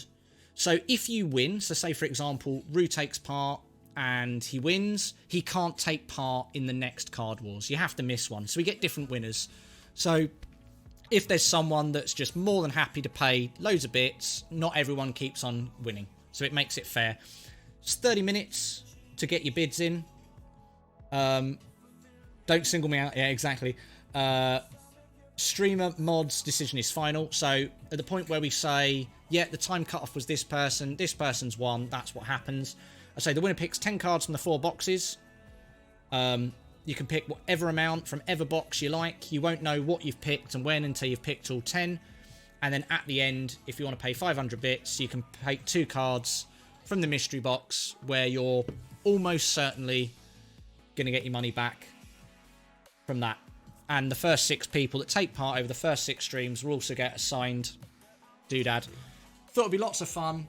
Thought it'd be a good way to get some excitement going. So we're going to do that.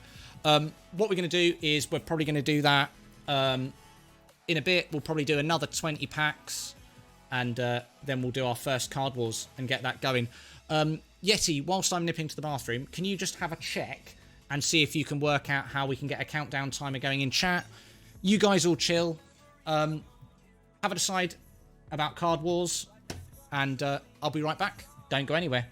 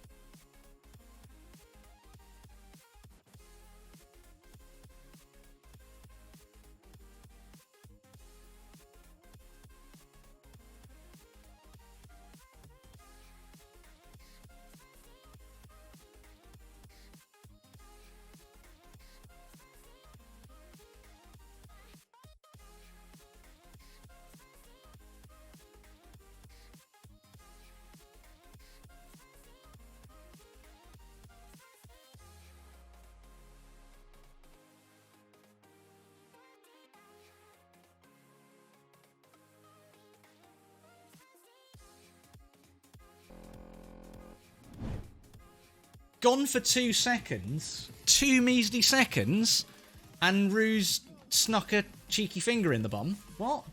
Toilet again, someone needs a trained professional to insert a finger up the bum.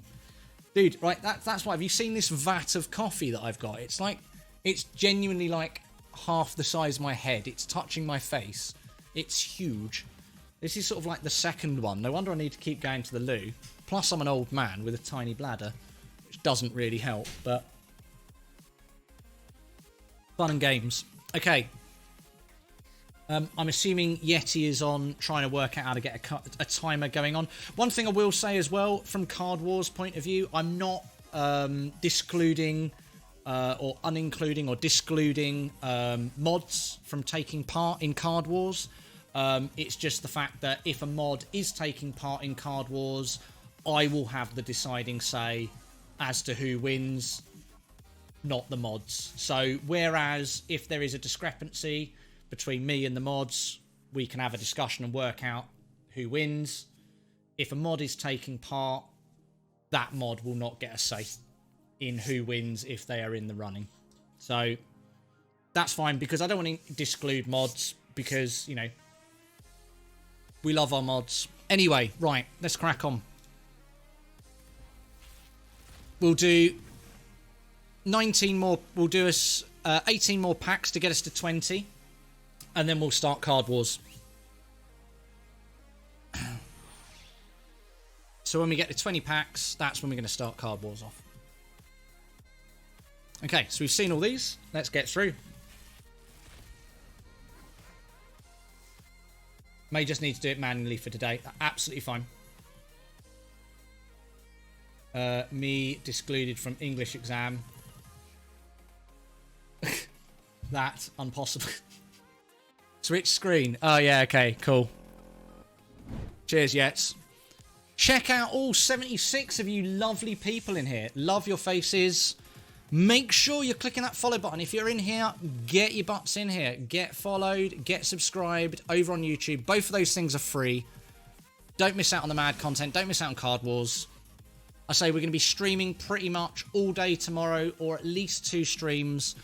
We're going to get some brewing in. We're going to get... It's going to be mad. Like, I've got 3 ideas for decks straight off the bat.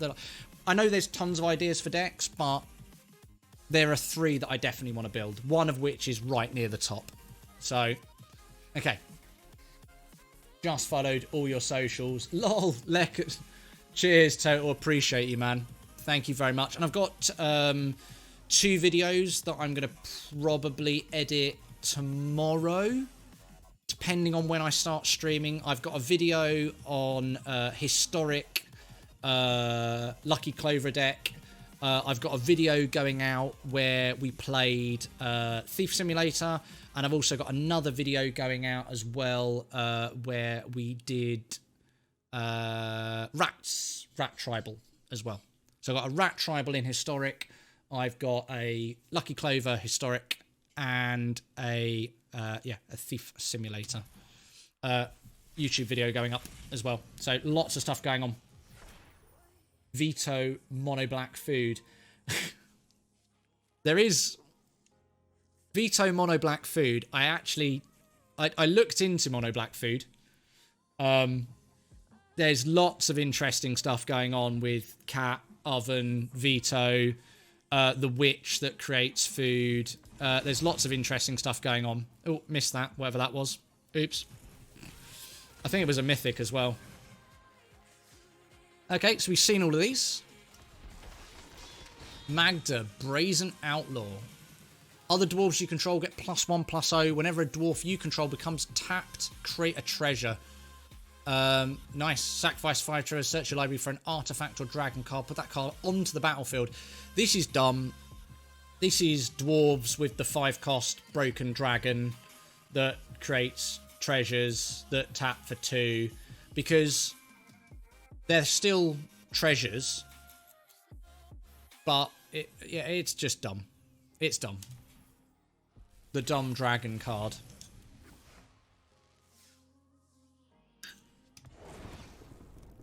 Okay.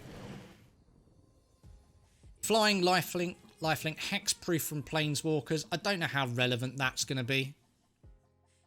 Boast, sacrifice a creature. Each opponent sacrifices a creature or a planeswalker. Maybe some sort of... yeah, I don't know. Yeah, I don't know. Pass. Pass. Not sure. Not sure.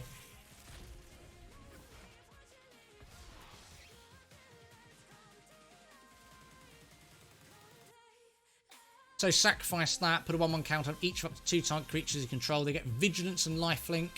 Yeah, again, I don't know where I sit on these lands. I can't decide. Maybe. Another pathway. Rakdos pathway, we've had one of those.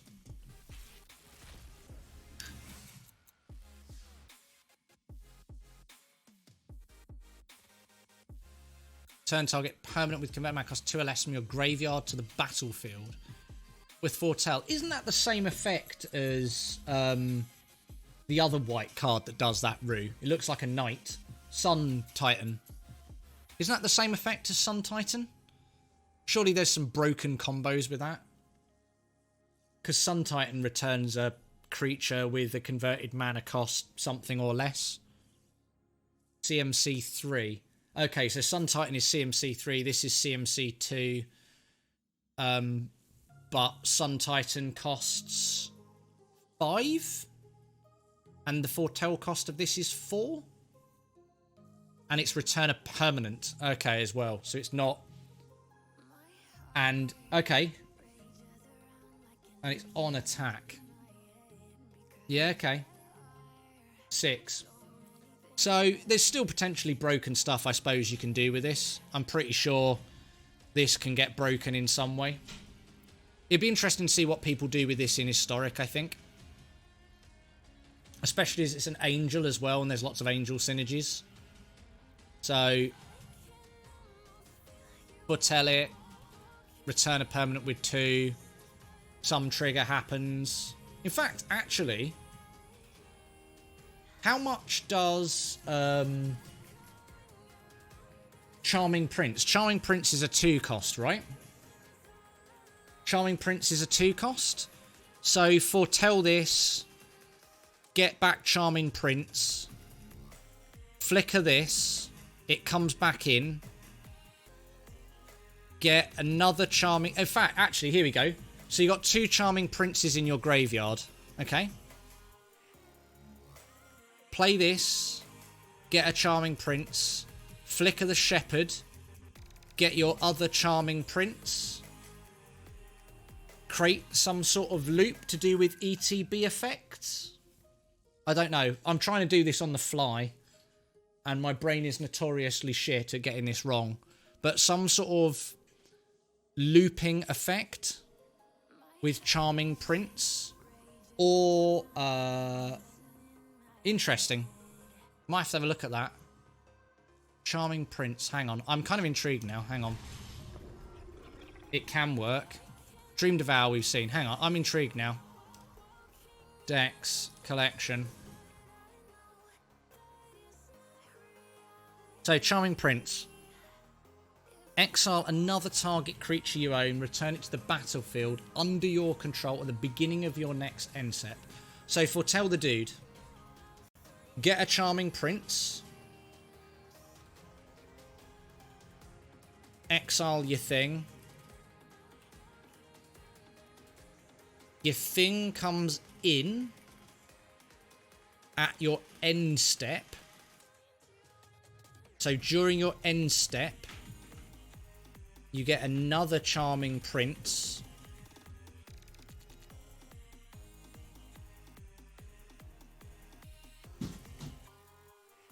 You then flicker the Charming...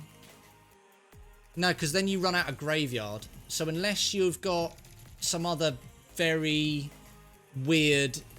There's going to be some cool, flickery nonsense you can do. I might have a play with that. Flicker deck with Charming Prince. Interesting. And Glorious Protector. Is that in Historic?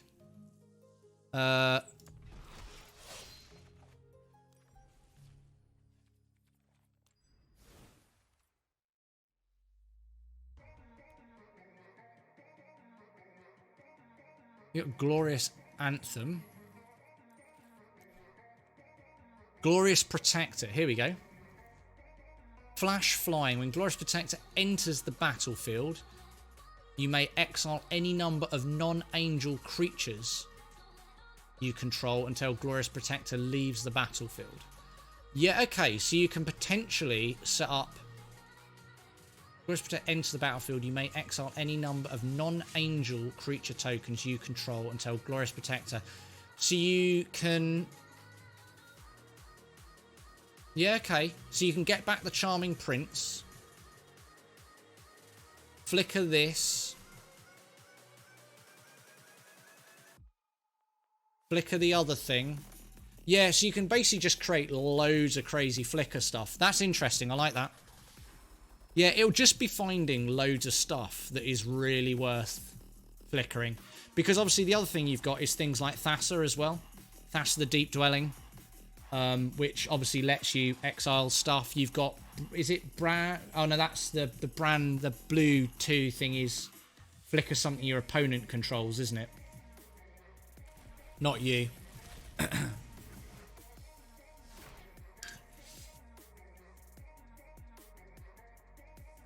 We need 3 more people in here for the fated 69. Loving life. Battle for Brecht Guard, we've seen that. Right, okay.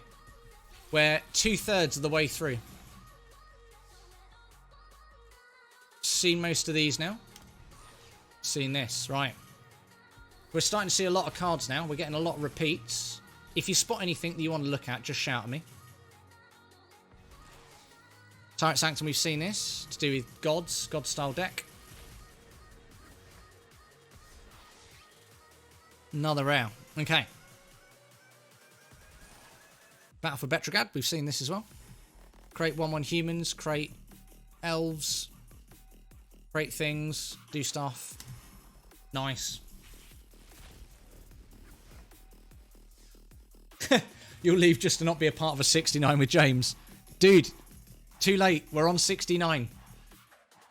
Literally as you shout about the 69 turns up. You can't escape it, Rue. Admittedly, that's a lot. That's a big stack of 69ing. That's all I'm saying. We've now got a play set of Redain.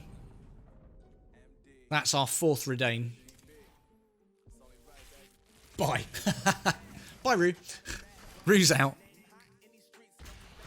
Hey, there we go. First 4 Inclex. Love it. So, 4 Inclex is something I want to build with. I've got an idea. Yeah. 4 Inclex is part of that lovely goodness. Hey, there we go. There's a Finn. Finn and Vorinclex. I'll just leave that with you. Alexa, stop. Did you get that? Don't thank me. Thank the A word. Oh, the joys of the A word behind me. Loving life. And my phone's now shouting at me to remind me now. You're back. Hey, Rue. Unfortunately, dude, you're still part of this monstrous 69. Resplendent Marshal, right? This card is, frankly, awesome. Awesome card. I think it could have been legendary. It's not. When it enters the battlefield or dies, you may exile another creature card from your graveyard. When you do, put a 1/1 count on each creature other than Resplendent Marshal. It's like Angel Tribal 1/1 stupidness. 79 on your screen. Wow. Well, there we go. Mine's probably just not caught up. I've got how many people are on the stream on my stream deck, so you never know. We'll see. Right. Couple more packs and then we're going to start Card Wars. Another Finn! Whoop-de-whoop whoop. Right, I'm back with Noms. Nice, the Yetling is back with some food. Another Tyrant Sanctum. I love Finn. Just Finn takes me to my happy place. Read into that what you will. We got our Anthem effect again. Rally the ranks. Put a 1/1 counter on target creature.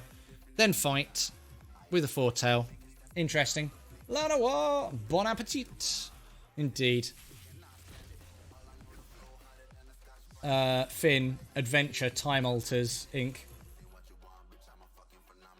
Adventure Time Alters included. I'm so confused. As in like the anime Adventure Time. I don't know much about Adventure Time, and this has got to be some sort of meme on the way it looks, right? Blood on the Snow. Okay, this is kind of good. Destroy all creatures, destroy all planeswalkers, then return a creature or planeswalker card with converted mana cost X or X from the graveyard. Yeah, Tribal Snow. It's good.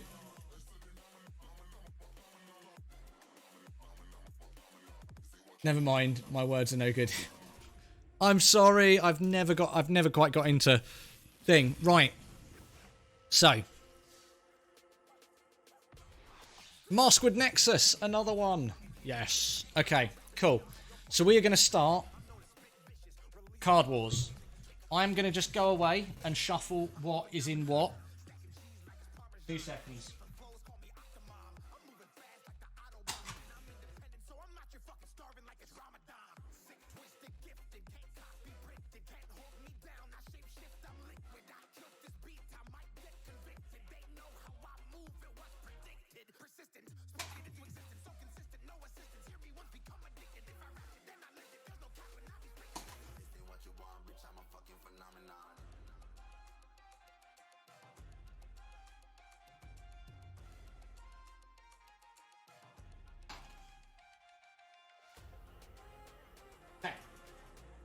Right. What is what has been shuffled into the boxes. They have been shuffled. If I'm honest, I can't even remember what's in what anymore, to be honest. So, to those who don't know, can you just do us an exclamation mark card wars, please, Yeti?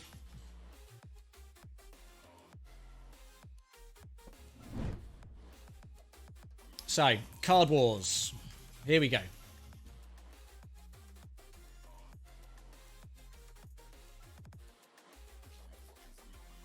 Cool. So, the bid has to start at 100 bits, which is £1, or it's less than that. It's about 85p, because 100 bits is like $1, or whatever it is. Whoever ends up with the highest bid after the 30 minutes gets to pick 10 cards from the random boxes. Every single box is full of foils. Two boxes with full of common foils, one box full of uncommon foils, and one box full of rare and mythic foils. You can pick 10 from one box, you can pick 2 from each box, 4 from each, whatever order you want, that's fine. So whoever has the highest amount of bits donated over the next 30 minutes, I'll tell you when we start, will get to pick. The first 6 people, we're only going to do one of these a stream. This is not multiples, one a stream. You can also pick from the 6 oversized commander cards. I've signed them. You can pick whichever one you want. And then if you win and you've seen your 10 cards that you've got, you can opt to pay an extra 500 bits and pick from the mystery box, which has got expensive cards in, some of which are worth up to $30. Simple as that. It's really easy, straightforward. It's lots of fun. You'll come away with some value. It's a great way to actually get something back for supporting the channel and myself and me creating more cool content and being able to do cool fun stuff with you. So the time now is, according to my computer, 8:05 p.m. 8:06 precisely, but we're going to use 8:05. So at 8:35, bidding will stop, and whoever has donated the most bits in the next 30 minutes will get to pick the first 10. Enjoy, have fun. I'm looking forward to seeing what people pick. Go. We'll carry on looking at some cards.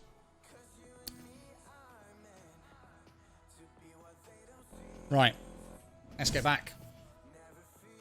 Maskwood Nexus.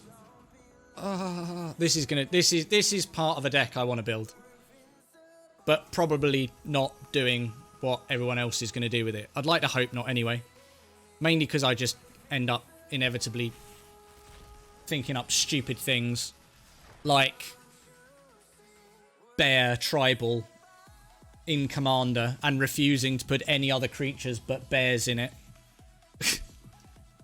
Ruin Ben will tell you they spent about the best part of a year taking the piss out of me because my deck was weak, because I couldn't bear to put anything else in it. Okay, that was, yeah, okay, fine. You're welcome. Blood Sky Massacre. We've seen this. Create Berserkers. You've heard about the bear deck. I'm not surprised. It was very cool. I loved it. I thought the flavour was amazing. I just like the flavour. The flavour was good. Ascendant Spirit. Counters on it. Yes, they can stack, like you say. So you can keep paying the 4 and keep giving it 1/1 counters. Nice.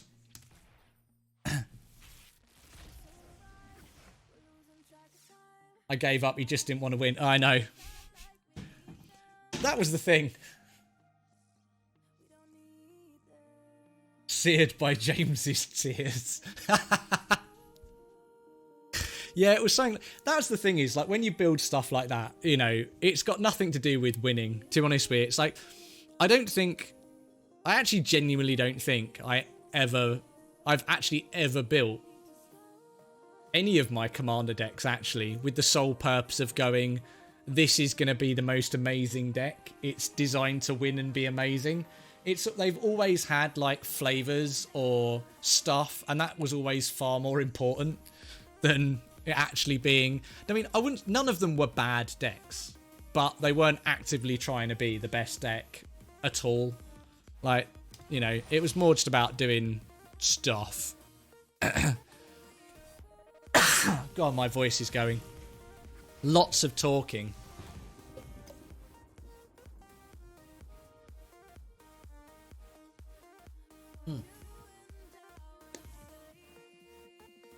So this is our token bird, a raptor, flying, first strike, 1/2 for 1. So against Healer's Hawk, you know, same cost.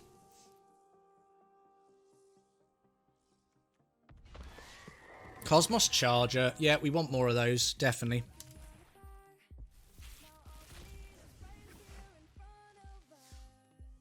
Okay, we haven't seen this. It's not saying new for some reason. It seems to be broken because we've definitely not seen this card. So, 1 and Gruul, 3 tap, create a colourless snow artifact token named Icy Manalith with tap, add 1 mana of any colour. That's hilarious. Pay 8, look at the top 4 cards of your library. You may cast a spell from among them without paying its mana cost. Put the rest on the bottom of your library. This is hilarious. I think this card's hilarious. Just pay 3, create manaliths. Love it. Love the art as well, actually. Brilliant. I don't necessarily think it's a card that's in my colours. Yeah, it does. It does. It shits unicorn crystals. Hey, first Planeswalker. Nico Aris. What's your thoughts on this, Rue? What do you reckon? Create X shard tokens. So it's pay 2, scry 1, draw a card. So it's pay 2, opt.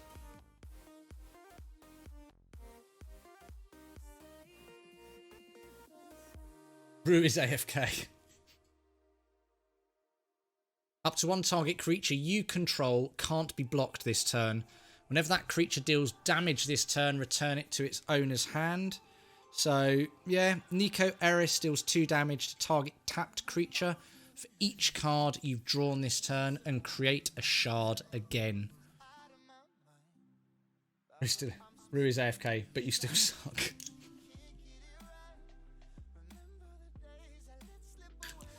Thanks, guys. Appreciate you. Cool. First Planeswalker, though. Are we going to get all our Planeswalkers at the end? We haven't pulled a Tibalt yet. I tell you what, though. This is one of those times where every single Tibalt has sucked. And actually, if this becomes a Tibalt, a bet for a Tibalt, this is going to get expensive. Because these Tibalts, I think, are going to be worth pennies. Nice first Azorius pathway. Loving it.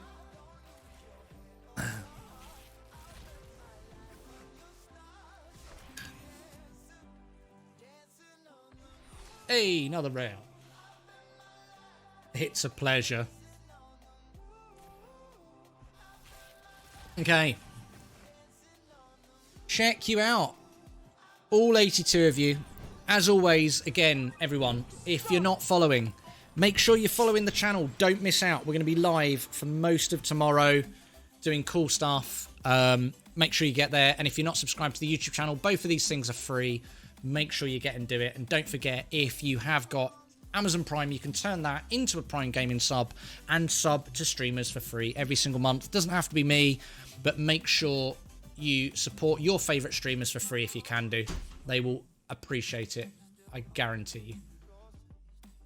Fearless Pup. I mean, I'm sure we haven't seen some of these. It should still be saying new next to some of these, but it's just not. Hey, God of the Tree. Right, Rue. How broken is Wooburg Bridge, do you think? How broken do you think Wooburg Bridge is going to be? The fact that it's... Rue is a... Oh, okay. That means this is an Amy Judge Friends then, why Rue is AFK. Hello, Amy. Let's get your opinion then. Wooburg Bridge. I back. So, the fact that this is an easy 4 of, because essentially you can pay it one side or the other. You've got legendary creatures, tap, and add any colour.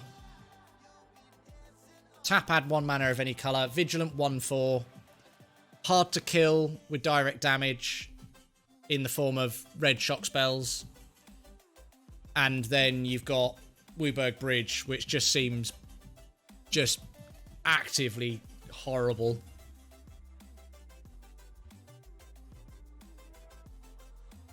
Yeah. Wooburg Bridge, scary card. And I actively encourage everyone to now refer to it as Wooburg Bridge, because why would you not? Hey, Cosima! This is another card I'm looking forward to playing with in Blue-White Foretell. Think it's going to be really cool. Yeah. Love it. It's just a great card. Pay 3, put it away, send it on its voyage, bring it back as a bigger creature, draw cards. You still suck like Bears did. Wow. But they were so cute though. So for those who don't know, I built a commander deck and it had every single bear from across the whole of Magic the Gathering's history in it. Some of them are really hard to find. Some of them are ridiculously expensive considering their common stuff.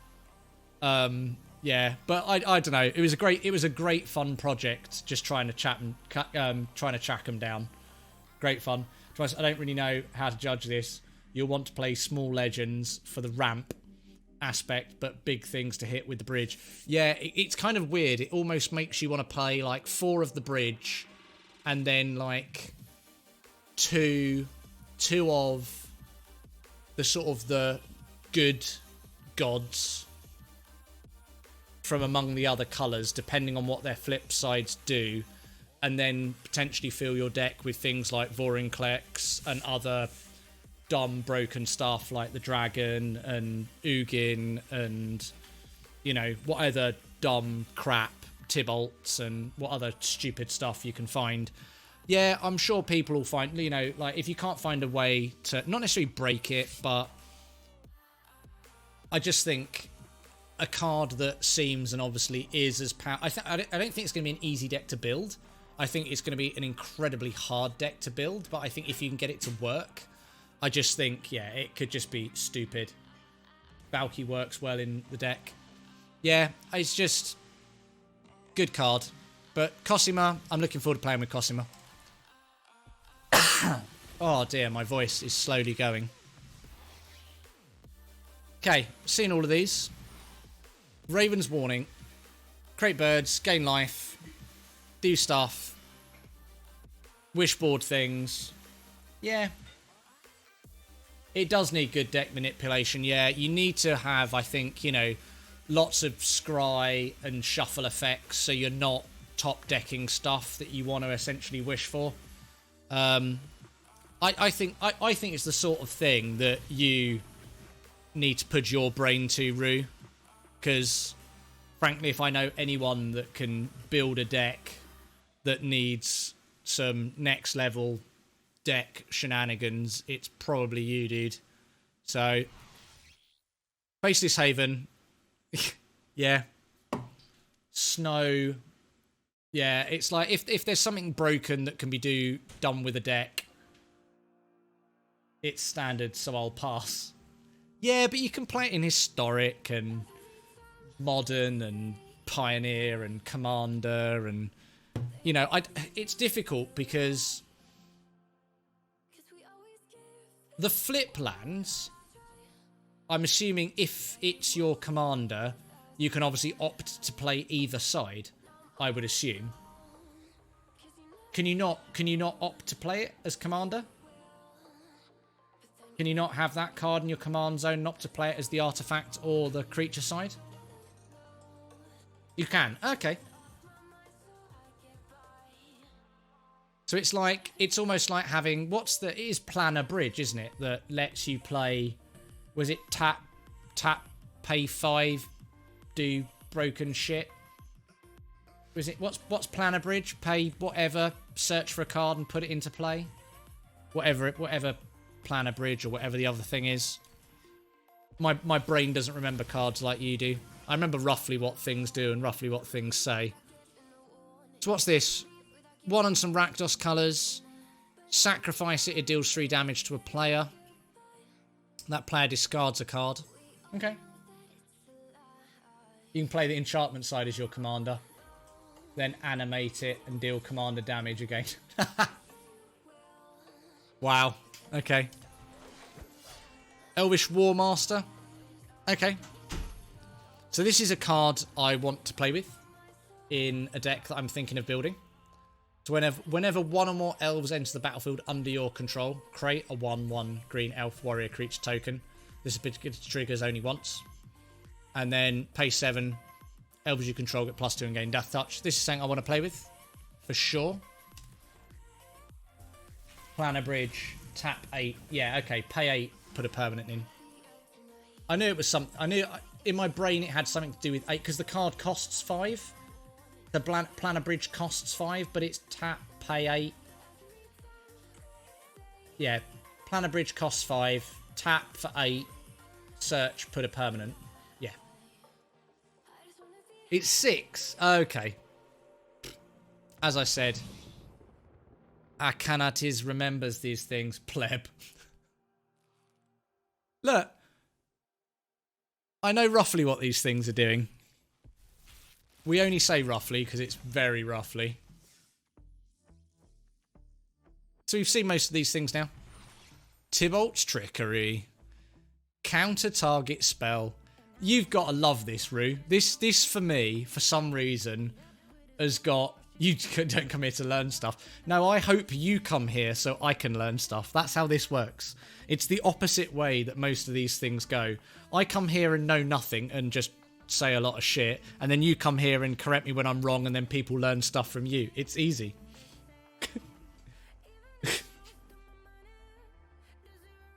But however, Tybalt's Trickery just seems like it's got you written all over it, Rue. And frankly, you as well, Amy. Some random effect red counterspell that I'm sure you've already thought of a random way that you can make it do dumb stuff. So counter target spell, choose 1, 2 or 3 at random. So are they expecting you to roll a 3-sided dice for this? Do you reckon? Is that what they're expecting you to do here? Because, you know, we've got the D&D set coming up. Do you reckon this is... No, they pick the number. What? Yeah, totally. D6 over 2. Okay. But, I suppose you could roll a 3-sided dice. You could roll... Yeah, so you could roll a D6. So it's, 1 and 2, 2 and 3. Yeah, sorry, 1 and 2, 3 and 4, 5 and 6, yeah. Roll a d6 and assign 2 numbers to each, yeah. Yeah, that's another option. So do you think this is a way... So we've got the D&D set coming up. They've already said there's a D&D flavoured set. Do you think this is them easing Magic players... Not necessarily the older ones that are potentially used to rolling dice for random effects. Do you think this is them easing new Magic players into the D&D set having loads of roll dice effects on cards? Because I could see them doing that. That would be good flavour if there was lots of roll dice effects on the D&D set. It is a variant on Chaos. Yeah, it is a variant on Chaos Warp. And you don't think we're going to get loads of roll dice effects in the D&D set? Okay, we'll see. I don't know. Wizards seem to be massively into the flavour flaves at the moment. Not they weren't always, but they seem to have upped the flavour game quite a lot. So we've seen most of these so far. 4 packs left.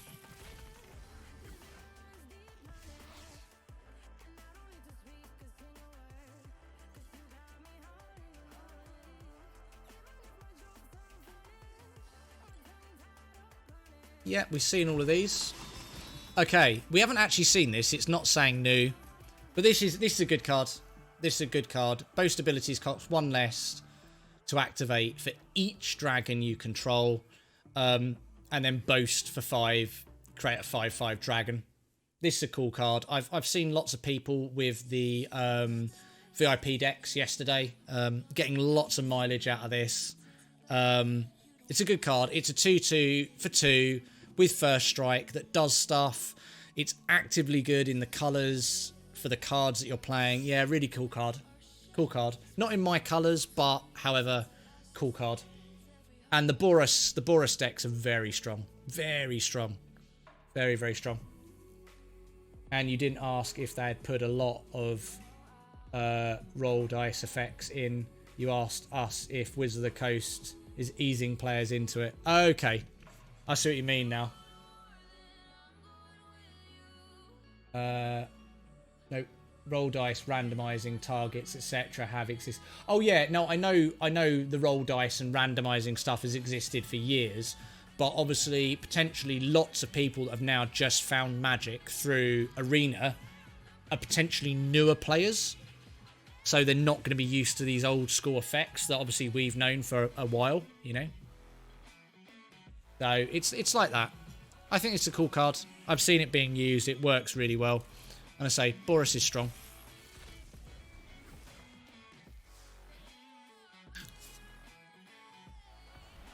Hey!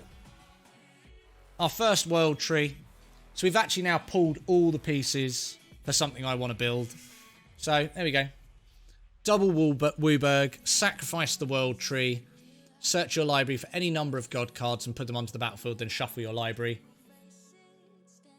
So, for those who don't know, if you combined Maskwood Nexus and the World Tree, it becomes pay double Wooburg, put every single creature card in your deck onto the battlefield. I'll leave that with you. It's very pie in the sky, but, however, it is double Wooburg, put every creature from your deck onto the battlefield. Good fun. I think this is going to be great fun in Commander. I think it's going to be great fun in Standard. I think it's going to be great fun in Historic. I think there's lots of pie in the sky, Dream World stuff to be done with this. I think, like, especially when there's cards that when you combine them that are usually quite hard to get out, that have comboing effects. I just think it's unrelated as they are common effects with cards now.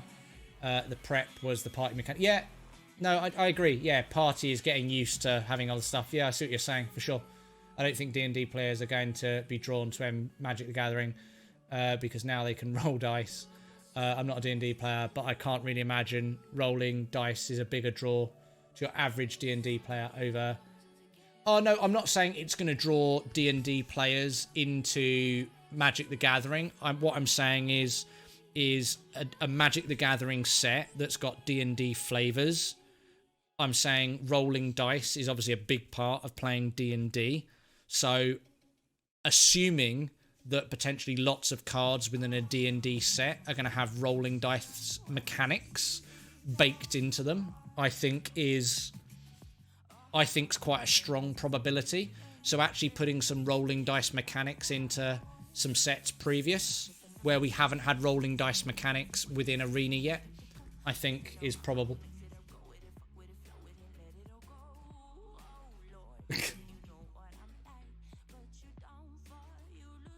Oh no, totally. But that's why, because I already started the storytelling with Party, because Party is all the D&D creature types. So it's obviously Warrior, Cleric, Rogue, Wizard, and one of the party mechanics actually isn't a D&D character. I can't remember what the party is now. I've not really played much with Party.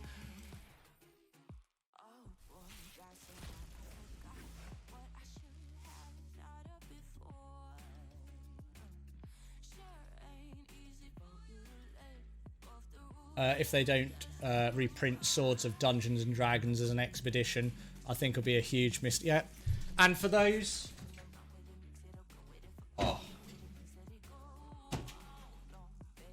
however, this is the point where. So, for those who don't know, and Ruse obviously just mentioned this one as well. So, Sword of Dungeons and Dragons is from Unstable. My playmat here, my big playmat that covers my whole desk as a playmat, is the Unstable playmat. And what I've got is a foil Sword of Dungeons and Dragons signed by Mark Rosewater, who's the lead designer for Magic the Gathering and Wizards of the Coast. And this was his set. So, to have a Sword of Dungeons and Dragons signed by Mark Rosewater was very cool. And I love it a lot. It's a nice thing. And I actually got at the Comic-Con. Actually got at the event I went with you guys with. Well, got that at the Magic Fest London. No, the foil Sword of Dungeons and Dragons I bought at the GP. I bought at yeah. Yeah, no, see, I've got a picture of Rosewater and myself holding that because he also signed the Very Cryptic Command. So there's a picture of me and Mark Rosewater, and I've got the thing. But you've got, I remember you saying you've got one with him and the Black Lotus, which is amazing. I think I've seen that. You showed me that before. It's very, very cool. And he's such a nice guy as well. Like, he was literally he just wanders around and just chats people, you know. Dude's mad into his magic. I love this. Shepherd of the Cosmos. Love it. We're gonna do some fun stuff with this. Gravy! What is the odds they do an Unstable set which is arena only? I think they could do. I think it would be a great I think they might do it as a limited. Can you imagine that though? Like doing all the uncards, doing like an uncards draft, an uncards. So rather than buying into them, for example, they do like a build a deck, like an uncards, get access to all the cards, build what you want, and do like a limited run tournament, and then do uncard draft. That'd be cool. Have I tried Death Touch Tribal yet? It's funny that you should say that. Yeah. So, Recon, I'll let you know. I'll spoil now the first deck I'm going to build. Poison. So, my first deck that I'm going to build is Poison. So, it's going to be Death Touch, Finn, Death Touch, Poison, Tribal. So, yeah. So, Poison's an old school mechanic. It's the first thing I was drawn to when I saw the cards. I've only fangirled twice in my life, meeting him and meeting RK Post. Yeah, love it. I was exactly the same, because do you remember I was there and I was like, oh, I really want to go and find Mark Rosewater and see if I can get him to find a card. And literally, I bought the cards that day because I knew what I wanted him to sign. And I was literally just looking around the trade stands, and I literally just heard the trademark high-pitched Mark Rosewater voice and turned around, and he was just stood there. And, yeah, had a really great chat with him and, yeah, signed my cards. So, love it. I fangirl most things, Rue, as you well know. Pit Vipers, yeah. So I'm going to build in Historic as well. I'm definitely a Historic player.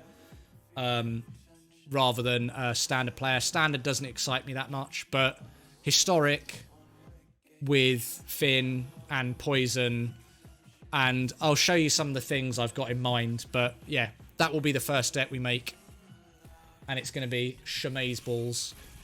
Hopefully. Hopefully. But we'll see. It might be absolute dog shit, but I'm going to have fun playing it. There is a bear saga, I know. And there is another bear in this. Cool, and we've got another god for our last card. Legendary snow creature god. Whenever John attacks, untap each snow permanent you control. And that... Flooring Klex for the finished. Yep, exactly. I want to do some other dumb stuff as well. Oh, yes, he snuck in with the 100 and sniped it. Do another 90. I'm not made of money. 18,000 gems that was. That's like, whatever it is, pennies. Muchos pennies. Whoa, that was intense. Yeah, a lot of cards, a lot of stuff going on. A lot of reviewing. I hope you found it interesting. There was kind of quite a decent lot of sort of chatting and chilling and working out what cards are going to do, chatting about deck ideas. Yeah, it was no rush. And I really enjoyed it. I had a great time. We had a wicked time on stream. So if you did think that was pretty cool, we play loads of stuff over on Twitch. Make sure you get over there. It's literally just twitch.tv/Mythic channel. We go live on Tuesdays and Thursdays from 4 PM GMT. And if you've got this far, definitely make sure you like the video. It goes a massive way to help me out. Also, make sure you check out one of these videos down here. Really cool other content that I'm sure you'll love. And most importantly, don't forget to subscribe because it's free. And apart from that, we're done and out of here. Peace.